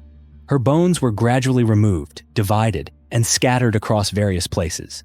Today, part of her remains are kept in the Church of Saint-Leu-Saint-Gilles in Paris. Another portion is preserved at the Basilica di Santa Maria in Aracoeli in Rome. and smaller fragments are said to reside in Trier, Germany, a city that once served as the western capital of the Roman Empire during Constantine's reign. The tale grows even more curious. Some records suggest that during the Fourth Crusade, Venetian warriors stole a part of Helena's remains and transported them to a small island named Sant'Elena. There, they built a church to house the relics, as a sacred emblem of faith and victory. To this day, no one can say for certain whether these scattered remains all belong to the same woman, but perhaps that no longer matters. What makes Helena unforgettable is not the location of her bones, but the depth of her belief, her devotion, and the journey she began over 1,700 years ago to recover one of Christianity's most sacred symbols. The Pope's Elephant. In 1514, Portugal was expanding its global trade influence. As a rising maritime empire, the Portuguese weren't just sending expeditions across the Indian Ocean. They also sought favor with the Pope in Rome, who held tremendous power in deciding how newly discovered territories would be divided among Catholic nations. To impress the Vatican, King Manuel I of Portugal organized a grand diplomatic mission to Rome. Among the lavish gifts, gold, jewels, silk, and spices, the one that left all of Rome speechless was a 4-year-old Asian elephant named Hanno. At a time when most Europeans had never seen an elephant in their lives, Hanno became an instant sensation. The elephant was brought from the port of Civitavecchia into the Vatican, passing through the crowded streets of Rome. People flooded the roads just to catch a glimpse of the strange creature. Many climbed onto rooftops, some of which collapsed under the weight of the crowds. The spectacle of Hanno moving from street to street plunged the city into chaos for several days. When Hanno finally arrived at the Vatican and appeared before Pope Leo X, the event became even more extraordinary. Draped in silk, bearing a small ceremonial tower on its back, Hanno bowed respectfully before the Pope, an act it had been carefully trained to perform. Then, as a unique gesture of greeting, the elephant sprayed water from its trunk, sending the crowd into a frenzy. Pope Leo X was instantly enchanted. For the next 3 years, Hanno lived in the Vatican grounds and was treated like an international celebrity. A special enclosure was built for him, caretakers were hired, and artists were commissioned to paint and sculpt his likeness. Hanno became a living symbol, not only of the exotic wonders beyond Europe, but also of the papacy's global reach and grandeur. But the joy would not last. In 1516, Hanno suddenly fell ill. Though the exact cause remains unclear, some historical accounts suggest the elephant may have been fed gold and other precious metals as part of a misguided royal diet. Whether due to superstition or naivety, this practice may have severely damaged Hanno's digestive system. Not long after, he died at the age of just 7. Pope Leo X was heartbroken. He wrote a moving elegy in Hanno's memory and had the elephant buried within the Vatican's Cortile del Belvedere. He also commissioned the famed artist Raphael to paint a fresco of Hanno to hang in the papal palace, ensuring that this special friend would never be forgotten by the Eternal City. For centuries, the story of Hanno faded from memory. But in 1962, during restoration work in the Vatican gardens, workers unexpectedly discovered a large, unusual elephant jawbone and teeth. After comparing the remains with historical records, experts confirmed that these were the bones of Hanno, the legendary elephant who once mesmerized the city of Rome more than 400 years earlier. The remaining bones are still preserved today, but the whereabouts of his 2 tusks remain a mystery. No one knows where they were taken, whether they hang silently in a private gallery or lie buried in some forgotten archive. The Devil's Face, a hidden mystery in Giotto's fresco. At the Basilica of St. Francis, home to one of the most important collections of religious frescoes in Europe, a mystery has silently lingered for centuries. It wasn't until modern times, with the help of technology and keen observation, that people realized a demonic face was hidden among the clouds in one of the church's most revered paintings. The fresco in question is part of a series that illustrates the life of St. Francis, the founder of the Franciscan order and one of the most beloved saints in Catholic history. These frescoes have long been attributed to Giotto di Bondone, a master painter of the late 13th century, who is often considered the father of Renaissance art. Giotto was among the first artists to transform religious imagery from symbolic icons into lifelike human figures, imbued with emotion, movement, and depth. However, in fresco number 20, depicting the death of St. Francis, a demonic face was discovered lurking in a cloud near the center of the image. From the floor of the basilica, it is virtually impossible to see, but when the painting was magnified and examined closely, the face came into view, complete with horns, a hooked nose, and a sinister smile. Why would such an image appear in a sacred religious artwork? Some experts believe it may have been a mischievous prank by the artist, similar to how medieval painters occasionally left hidden fingerprints or secret messages within their work. Others suggest the demonic face could symbolize the presence of evil lingering near the soul, a reminder that even at the moment of death, temptation and darkness do not easily let go. There is even a theory that the artist may have used the likeness of a personal enemy to create the devil's face as a clever form of revenge preserved for eternity. But a deeper question remains: was this fresco truly painted by Giotto himself? Some art historians argue that the style differs noticeably from his more widely accepted works, most notably the famous fresco cycle in the Arena Chapel in Padua. They speculate that a student of Giotto's or perhaps another contemporary artist may have completed most of the work at Assisi. Yet regardless of who the true artist was, the demonic face remains. What is striking is that for centuries, millions stood before this painting, praying, admiring, contemplating, without ever noticing anything unusual. Only with the advent of modern imaging technology did this strange detail come to light. Today, the devil's face in the fresco is no longer a secret, but it remains an unsolved mystery. The Roman Curia, the government behind the Vatican. When most people think of the Vatican, they imagine a sacred place, the residence of the Pope and the spiritual center of the Catholic Church. But few realize that behind that religious veil lies an organizational structure that functions much like a government. That structure is called the Roman Curia.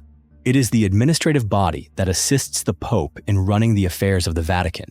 If the Pope were a president, then the Curia would be his cabinet. They are responsible for everything: appointing bishops, declaring saints, organizing major liturgical events, and handling complex matters of doctrine and faith. The Roman Curia is made up of 9 major departments, known as congregations. The oldest among them is the Congregation for the Doctrine of the Faith, established in 1542. In its early days, it operated as the Office of the Inquisition, the tribunal that judged those accused of heresy. Today, it still holds its core responsibility: defending the faith and doctrine of the Church. In addition, the Vatican maintains its own religious judicial system. One such body is the Supreme Tribunal of the Apostolic Penitentiary, which handles cases involving the gravest sins. The Vatican also operates 3 separate offices dedicated to working with different groups: Catholics, members of other religions, and even those who follow no religion at all. Many assume that the Vatican is merely a small religious center, but in truth, it functions as a sovereign state, with its own laws, legal structures, and administrative systems. And the Roman Curia is the quiet government that keeps everything running smoothly behind those ancient walls. The secretive economy of the Vatican. The Vatican is the smallest country in the world, yet its economy remains one of the most curious and least understood. No one knows exactly how much money the Vatican possesses, but everyone agrees it's a great deal. The largest source of income comes from a global donation known as Peter's Pence. This tradition began in the 8th century, when Catholics around the world were encouraged to give a small portion of their wealth to support the Pope and the Church's mission. That practice continues to this day. Every time you drop a few coins into the collection box at your local parish, it's very possible that money makes its way back to the Vatican. But what's even more intriguing is that the Vatican doesn't just hold its wealth, it invests it. Funds entrusted to the Pope are managed and invested across various sectors, including stocks, bonds, real estate, and even the New York Stock Exchange. The Vatican's investment portfolio spans everything from European financial firms to high-value properties in London and Paris. It also holds shares in major banks and global investment companies. However, the Vatican doesn't invest carelessly. It follows a clear ethical guideline: no investments that contradict Catholic teachings. For example, it avoids funding companies that produce contraceptives, weapons, or operate in industries considered morally questionable. In addition, the Vatican generates revenue through other channels, such as the sale of stamps, commemorative coins, museum tickets, and religious souvenirs. With millions of tourists visiting each year, admission fees from the Vatican museums alone contribute significantly to its income. Still, despite its strong investment presence and lucrative returns, the Vatican keeps its financial figures tightly guarded. Only in recent years, under the leadership of Pope Francis, have some reforms been introduced to bring greater transparency to its financial affairs. The treasure in the vault. Is the Vatican hiding gold from Jerusalem? It's well known that the Vatican houses a vast collection of documents and sacred relics, but some believe that hidden deep beneath those ancient stone corridors lies something even more extraordinary, one of the greatest religious treasures in human history, the lost treasure of the Jerusalem Temple. According to certain researchers, most notably Professor Tom Meyer, a biblical scholar from California, the sacred artifacts once held in the Jewish Temple of Jerusalem may have been looted by the Romans in 70 AD after they attacked the city and destroyed the holy site. Millions of Jews were killed and priceless religious objects, such as the 7-branched golden menorah, the altar, and other temple treasures, were taken. No one knows for certain what happened to those artifacts, but according to some theories, they were transported to Rome, passed through generations, and ultimately ended up in the hands of the Vatican. And if that were true, the most secure place to hide such items would be in the Vatican's underground vaults, an area completely off limits to all but a very small group of carefully selected individuals. There is no concrete evidence to confirm this theory. Still, the idea has endured for centuries. Those who believe it claim that the Vatican may very well be hiding the most valuable items ever taken from the temple. Of course, the Vatican has never acknowledged any connection to such a treasure, and no one is allowed unrestricted access to its subterranean archives. That secrecy only fuels the speculation.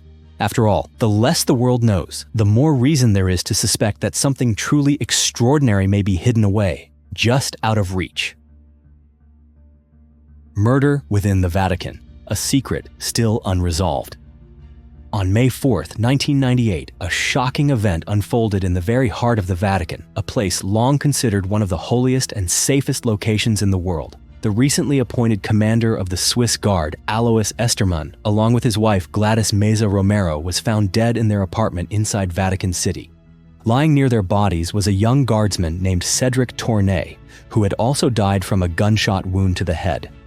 According to the official statement released by the Vatican, Cedric was responsible for killing Estermann and his wife, allegedly due to a personal conflict, before turning the weapon on himself. The motive, according to Vatican officials, was rooted in Cedric's anger over not receiving a medal after being disciplined for violating military rules. They claimed he had lost control of his emotions and committed the violent act in a fit of rage. But what raised public suspicion was how swiftly the case was closed, and the fact that all information came solely from Vatican sources. Why was such a serious murder investigation wrapped up so quickly? Some journalists and researchers uncovered clues suggesting that Estermann may have been connected to sensitive internal affairs, possibly involving political ties or financial secrets within the Vatican. For many, the incident seemed far more complex than the version presented to the public. The Swiss Guard, silent warriors who protect the Pope. When you visit the Vatican, it's easy to spot the brightly dressed soldiers standing guard outside the grand gates. These are the Swiss Guard, the Pope's personal protectors. With their traditional helmets, polished armor, and long spears, many assume they're merely ceremonial, present for photos and pageantry. But few know that the Swiss Guard were once real warriors, and they have shed blood to defend the Pope from death. The story goes back to the year 1527, when Holy Roman Emperor Charles V could no longer afford to pay his massive army. The unpaid troops revolted, turning their sights on Rome with the intention of looting it as payment. On May 6th, tens of thousands of mercenaries launched a brutal assault on the city. Facing them were only about 5,000 Roman militiamen and 189 Swiss guards. They knew they stood no chance of victory, but they did not retreat. As enemy forces breached the walls, the Swiss Guard held their ground. They fought to the last man, buying enough time for Pope Clement VII to escape through a secret underground passage. In the end, only 40 Swiss Guards survived, and it was they who escorted the Pope to safety. The rest had fallen, sacrificing their lives in a desperate yet honorable stand. From that day forward, the Swiss Guard were no longer just hired soldiers from Switzerland. They became an elite force, unwaveringly loyal to the Pope and an inseparable part of the Vatican's history and legend. The Vatican's vast gold reserves. According to a 2014 report by the International Business Times, the Vatican holds approximately $20 million worth of gold at the U.S. Federal Reserve. But that is only the tip of the iceberg. Experts believe the real figure could reach tens of billions of dollars when accounting for gold and other valuable assets stored in various countries around the world. The Vatican does not publicly disclose exact numbers. However, based on independent sources, it is estimated that the Holy See may control around $764 million in cash and securities and manage over $64 billion in global assets.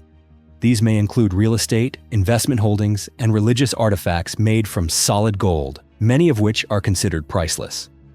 Some experts go further, estimating that the Vatican's physical gold alone could be worth approximately $50 billion. If that figure is accurate, it means that even if the global financial system were to collapse, the Vatican would remain financially secure. Where did all this gold come from? Part of it comes from centuries of donations. Another portion has been accumulated through investments and financial returns. But a significant share originates from the Church's long and powerful history, when the Vatican stood at the center of European authority and amassed enormous wealth during the Middle Ages. Today, people may debate how the Vatican chooses to use its resources, but one thing is undeniable. The Vatican is one of the wealthiest institutions on the planet, and the gold it holds ensures its financial strength under any circumstance. Thank you for staying with us until the end of today's video. Was there something that caught your interest or made you want to share your thoughts? Don't forget to subscribe to the channel and turn on notifications so you won't miss any of our upcoming stories. We'll see you in the next video.